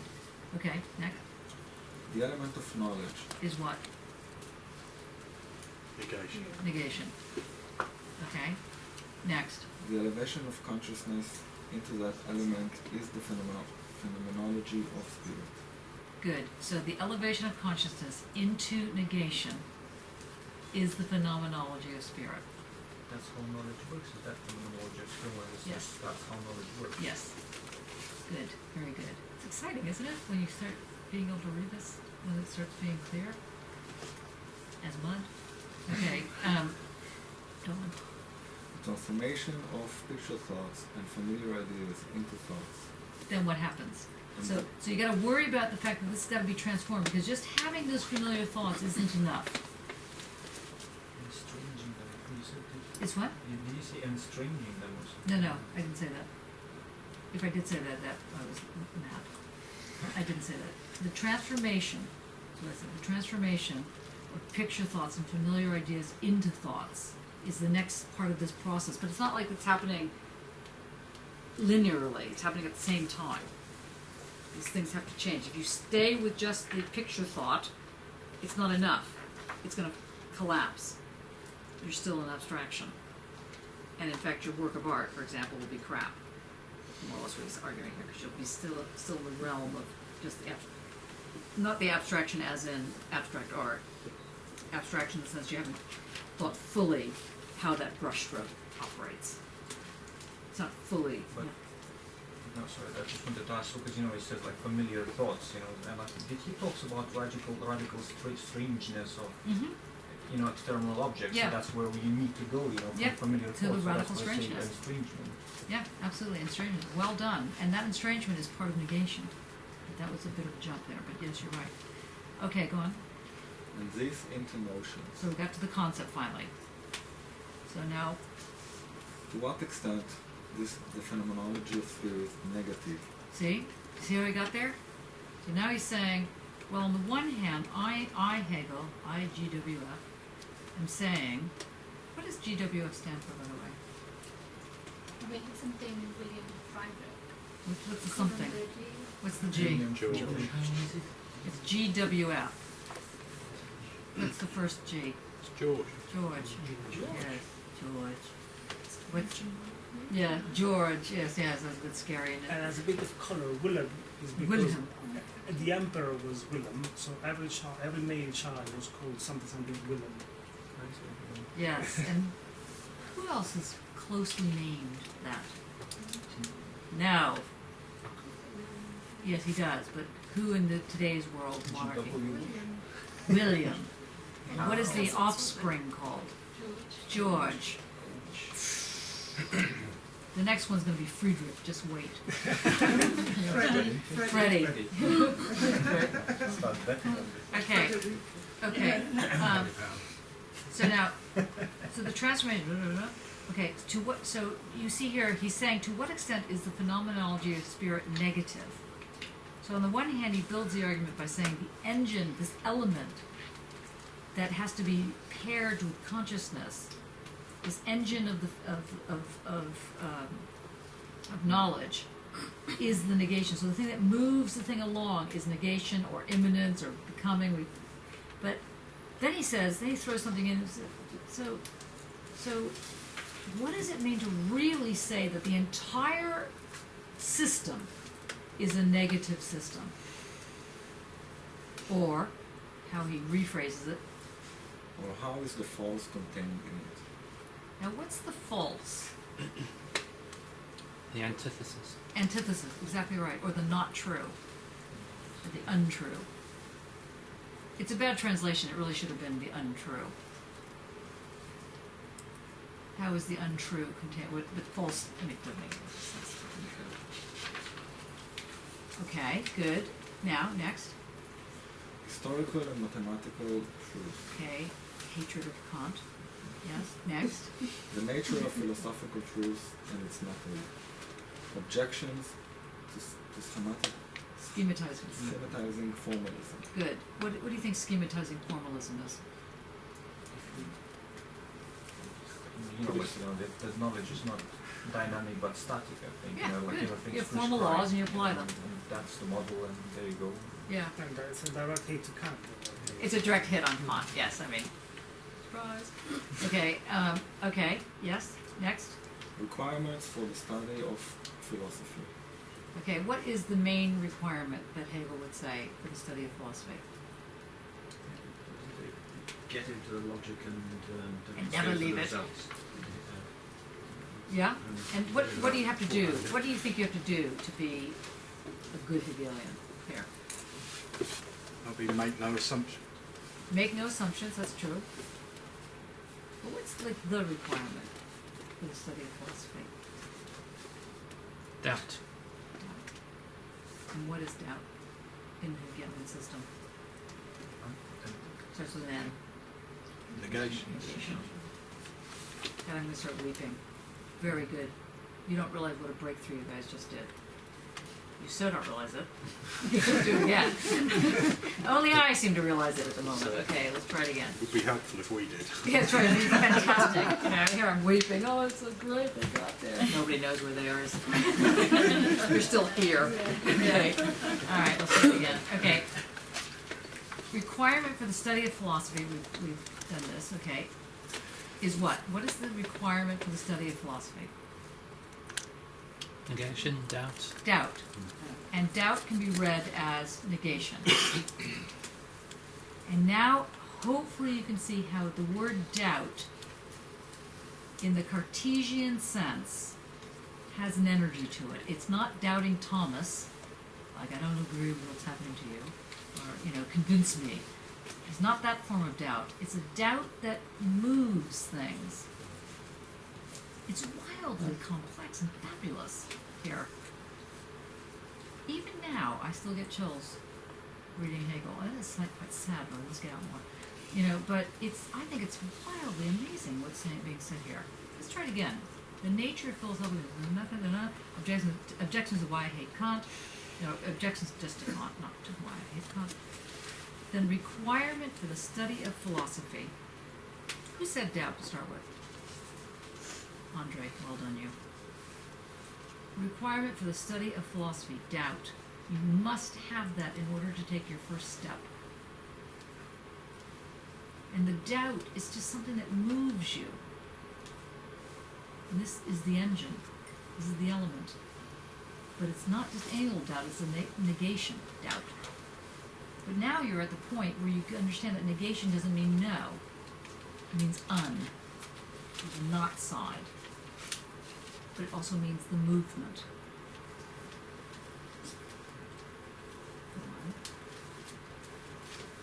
Negative attitude of Russianiac. Anybody want to try that word? Ratiocinative. Ratiocinative. And what does ratiocinative mean? The negative attitude. God, you get a headache with all these Scrabble words you get here. Ratiocinative. What is that? Now, I think that one really would give you a lot of points. Ratiocinative. That goes up with sublation. What does ratio mean? In relationship to. So the ratio is always written like 1 point to 1. It's a relationship. So the ratiocinative means that the negative attitude of having a dialectical, well, he doesn't use the word dialectical here, but he has the notion that there's always a relation of something and the not something. So you must have the negative in relationship to the something, not something. Because without the negative in relationship to the something, not something, you just stay as a tautology. This equals not this equals this, doesn't get you anywhere. So you need the negative to move out of that, all that there is and all that there's not. Because otherwise you just get big fat zero. Yeah? Very well. So that means that it eventually means the relationship of the something and the not something. Right. And in order to get beyond that relationship, you need the negative. The negative is the mediating, is the engine. Good? Everybody good? How about in the corner over there? All good? That's sort of itchiness. Yeah, that's the itchiness. It's a long breakthrough, doesn't it? Well, that's not a bad breakthrough if you can only have one. That's pretty good. Okay. Yes? The negative attitude of ratiocinative thinking, Good. it's positive attitude and it's subject. So now we know that rationative thinking, that is to say this is like all that there is and all that there's not, needs to be sort of carried along with the negative, that is to say, we're really talking about the dialectical method. The dialectical method says all that there is, on one hand, antithesis, all that there's not, antithesis, is sublated, that's the negative, and then synthesized, that's still part of a different form of the negative, and it becomes something. It becomes a something. It becomes its positive attitude. It becomes a something. So when the sublation happens and it creates the synthesis, that's the positive something, and the synthesis comes back around and forms the ground, and the ground is the subject. Does that make sense? What do you think? I'm a bit lost. Headache. Yeah. Yeah. Yeah, your hair's all flat. Yeah. Yeah, is that really? No, I don't mean it in a nasty way. I mean, so what do you? It's just like, Yeah, that kind of, my mind's wandered. yeah. Which part did it wander on? Just about 10 minutes ago. It's all right. Yeah. So you did well for that. Yeah. I was here, and now, yes. Now you're still gone. here. Yeah. You're just not there yet. Yeah. Okay, we're getting to there. Maybe to the ground. What's headache is the ground. Yeah. So close. Amrit? Can anybody try, other than the people that have been speaking already, can anybody try to say what has just been said? I know it's really hard. It is. That doesn't mean, it's like, just because it's impossible doesn't mean you can't do it. As we're speaking about Alice in Wonderland, who, was it the Red Queen that also said that, there's no such thing as impossible? The Queen does, 6 impossible things before breakfast. Who's it? Alice in Wonderland. Yeah, but who was it? Was it the Queen? She has a practice, she thinks. Says it. But who is Dad it? says it in the film, in the book it's Alice. No, Alice doesn't say it. No, I thought it was her. I thought it was what she does. I thought it was the Red Queen said. Yeah, that's what I thought it was the Red Queen that, because Alice said, but that's impossible. And the Queen. Someone says it to her and then she starts doing it. Oh, okay, yeah, because then Alice says, but but that's impossible. What you're asking? Oh, because the Red Queen is saying, when I try and run, I don't get anywhere. And you have to run a lot harder to get somewhere. And Alice says, but that's impossible. When I run, I get somewhere. And the Queen says, yes, but I do 6. Maybe that's the wrong part of the thing. But anyway. Because the Queen says that sounds like a slow sort of country to come from. Yeah, that's right. Anyway, the point is that try to do 6 impossible things before breakfast, and part of that includes thinking about the dialectic, okay, and thinking about sublation, and thinking about how the engine of the dialectic is the negative, and how that negative creates something. That negative movement creates a positive, and that positive is always already dynamic, that is, say, subjective or subject. Okay, next. Philosophizing. Philosophizing by the light of nature. Sound common sense. Yeah, that sounds like Hegel, doesn't it? Yeah, you always gotta love it when these guys come up with the fact that they are the example of common sense. You think, wow, that's great. I'm not only like the highest high, I'm also common man. That's fantastic. Okay, what does he mean by that? What does he mean by saying philosophizing by the light of nature, sound common sense? What does he mean by that? Maybe logic. No, Everybody can get that. not close. It starts with intuition. Yes. Good. That's the first step. That's the first step. But he also says if you stop there, then you can. You just calm down there. That's correct. Probably if that word were slightly said differently, a whole other issue on our hands. Okay, what's the inspiration of genius? Parentheses, Hegel. These people have no sense of, inferiority complex. The inspiration of genius. What is that?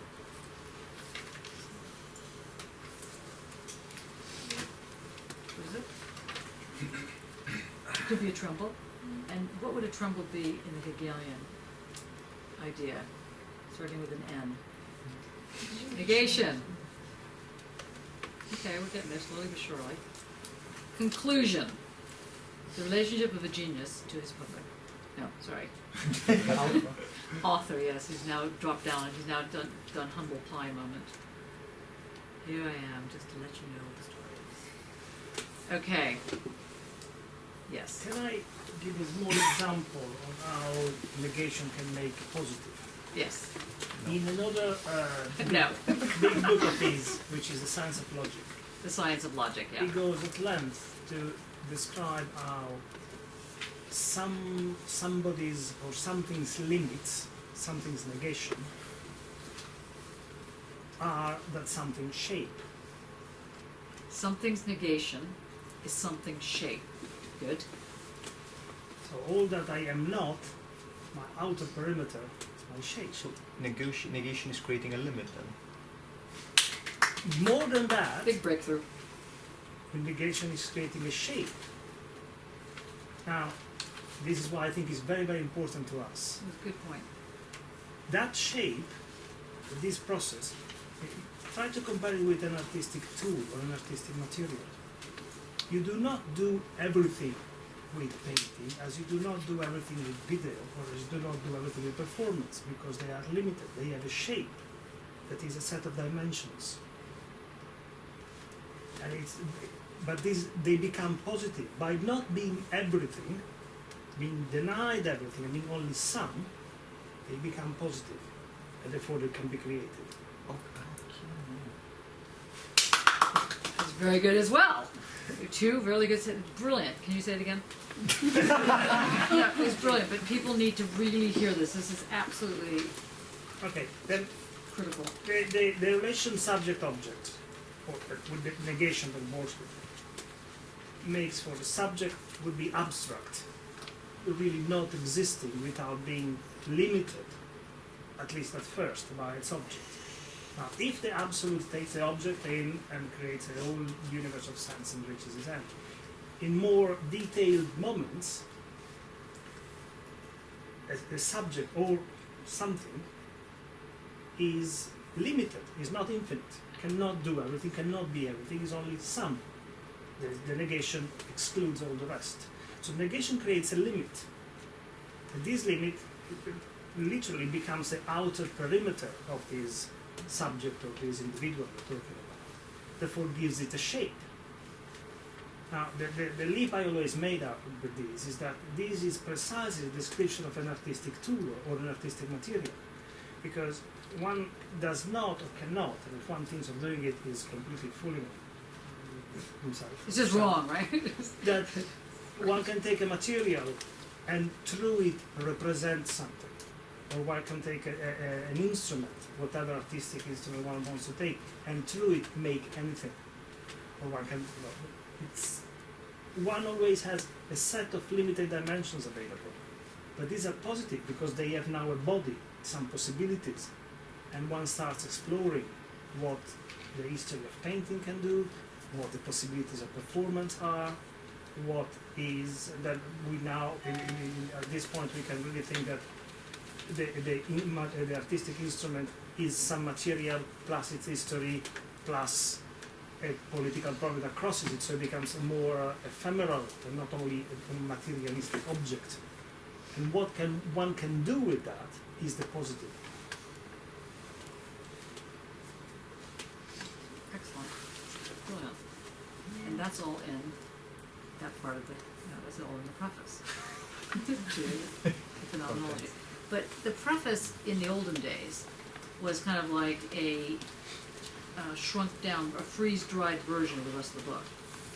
So it's like a very long abstract, very long. So I think that what we should do, I don't know, it's 8:30, but you guys look like you're ready to pass out. Are you ready to pass out? Yes. That's the positive negation. Because what I'm thinking is that next week we can just finish this little bit. We can get into consciousness, and and the master-slave dialectics and all the rest of it. You can see the good news and the bad news about Hegel. But I think it's important, and then we'll move into Adorno. Is that okay, or do you want to continue talking about this? Have we done Marx? We've done Marx. Well, we'll be doing more Marx via Adorno. Right. I was just wondering because I looked at the reading for Marx, and it wasn't quite clear what we were meant to be reading because it was 3 massive books, or one little wrote the 18th Brumaire, yes, yeah, and which wasn't very long, and then 2 massive books. And there weren't 2 massive books. You mean the thesis? It's not clear which. The thesis you on need to Feuerbach. read. The thesis on Feuerbach are 2 pages long. Yes, that's okay, but there were 2 massive books as well as that, wasn't there? Oh, I don't know that. I think in the sheet it said selections from, and it wasn't clear what the selections would be. Oh, right, I'll tell you what they are, sorry, they Oh, should, right, no, they should that's actually say that. Okay, let's, do you have the, do you have in front of you? Yeah, poverty of philosophy selections. Oh, Poverty of Philosophy, it's only like 50 pages long. It's a very tiny book. 18 Brumaire and thesis on Feuerbach, especially number 3 and 11. That's Yeah. the one, isn't it? Then the 18th Brumaire, that's Tiny. okay. I thought for some reason we got the whole book. No, it's only this one little section on 73 pages. Yeah. And the other one was Property of Philosophy, that's 80 pages. That's not much. Okay, right. Also, I have to say I that thought there were meant to be selections from that. there was, but might as well be the whole thing. Select yourself. No, but I'm just saying. That was a good try. And it's a small book by Adorno, is it? Oh, No, but it's really not that much reading. But the thing is that Marx is very accessible. Anything? Only after you I take do, but the commentaries are, but the pure stuff that he writes is you could be on Well, page look, for a few days. really what you have to read in the Marx section in order to, like, sort of economize on time, is the thesis on Feuerbach. But to understand the thesis on Feuerbach, which is 3 pages long, you have to read those other books. Okay? Actually, you don't really have to read Poverty of Philosophy. It's just I'm so annoyed with speculative realism. And since Marx already explained what was wrong with it, starting with Poverty of Philosophy, I want you to read it, but that was just my own being an annoying person. You could, in fact, read instead Preface to the Critique of Political Economy. And Preface to the Critique of Political Economy is about 6 pages long, if you happen to know. And the preface, it's the preface to a book called The Critique of Political Economy. So Marx's piece is called Preface to the Critique of Political Economy. And that preface explains that in Marx, oh yeah, I'll just say that right now. In Marx, not only is he suggesting the question around the 18th Brumaire, which we just earlier mentioned, but he's suggesting that the ground is called in many forms of orthodox Marxism, it's called the base. The ground and the base are the same thing. And the base is translated to mean the economic system, upon which exists what is also called the superstructure. So the base, which is known as a structure, what grows out of it is the superstructure. So there's this thing called the base and superstructure, and most Marxist creatures rely on this division between base and superstructure. The problem is, and in the preface to the Critique of Political Economy, Marx criticizes this division because he says that unfortunately what this makes people think is that people are determined by the economic structure. But in fact, it's a dialectic. And the dialectic is that this economic structure is rather proletariat, bourgeoisie, as I explained. One gets sublated by the other. It creates the capitalist mode of production, which comes around and forms the ground or the base or the structure. But that's much more complicated. So the thesis antithesis, that section of the move, that bit is actually where the superstructure is located. The superstructure is not located on top like the roof of a house. The superstructure is located in the relationship between the thesis and antithesis. That's where the culture is. And the culture exists also in terms of the movement of the dialectic. So history and politics, like I said, that is what moves the dialectic. This bit is where the superstructure exists. So in the critique to political economy, he's critiquing what he calls the Marxist, for which he claims he never was one, and was annoyed that people called it Marxist after him, by which they were implying that people were economically determined by the material structures of the thing. And he said that is only partially correct. That's an abstraction. You need to understand how the fullness of the economy, including culture, ideology, church, police, and so on and so forth, come together. So in those 6 pages, he sort of does away with orthodox Marxism. Lenin picks up on that later and has a whole nother sort of take on it. So sorry to give you this kind of, potted history of it, but in the thesis on Feuerbach, Marx makes the argument, particularly number 3, which says, who is it that educates the educator? How do you get your education? Especially like who educates the educator are the students. That's how it works. There's a relationship that happens, and that it's not quite this sublation, but it's a situation where the knowledge gets sublated and created something else that comes around and gives the ground to, in this case, the teacher, the educator.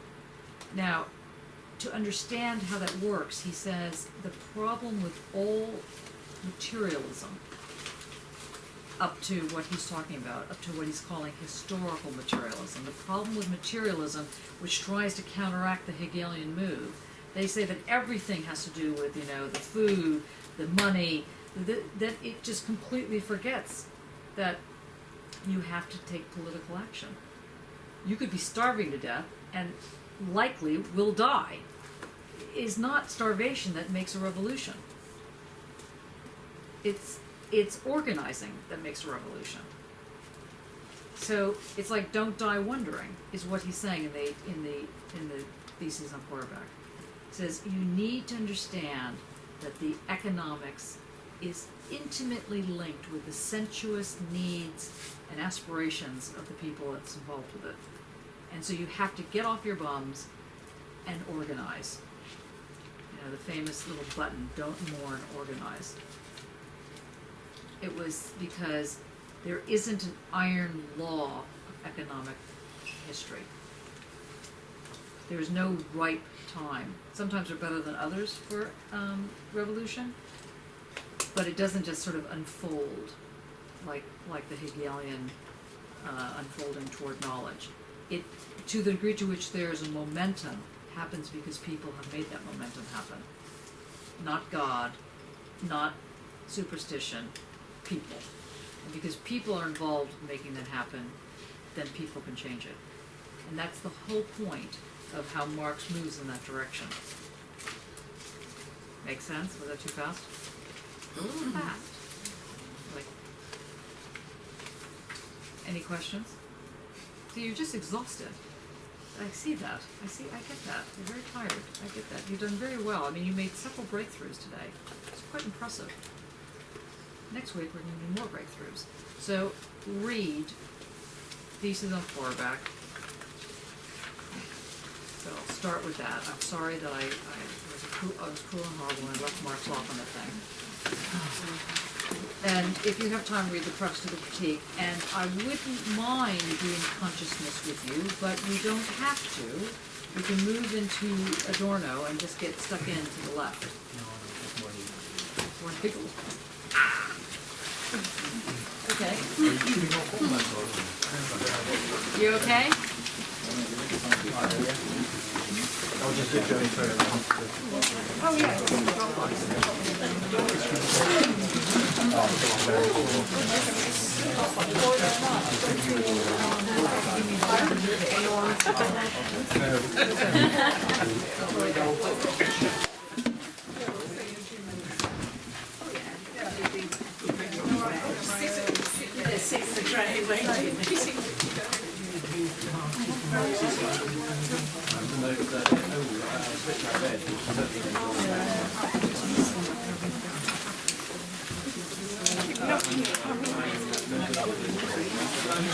What's that?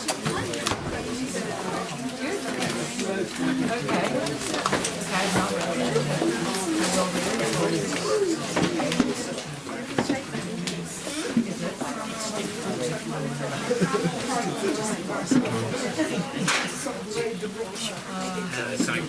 Sorry.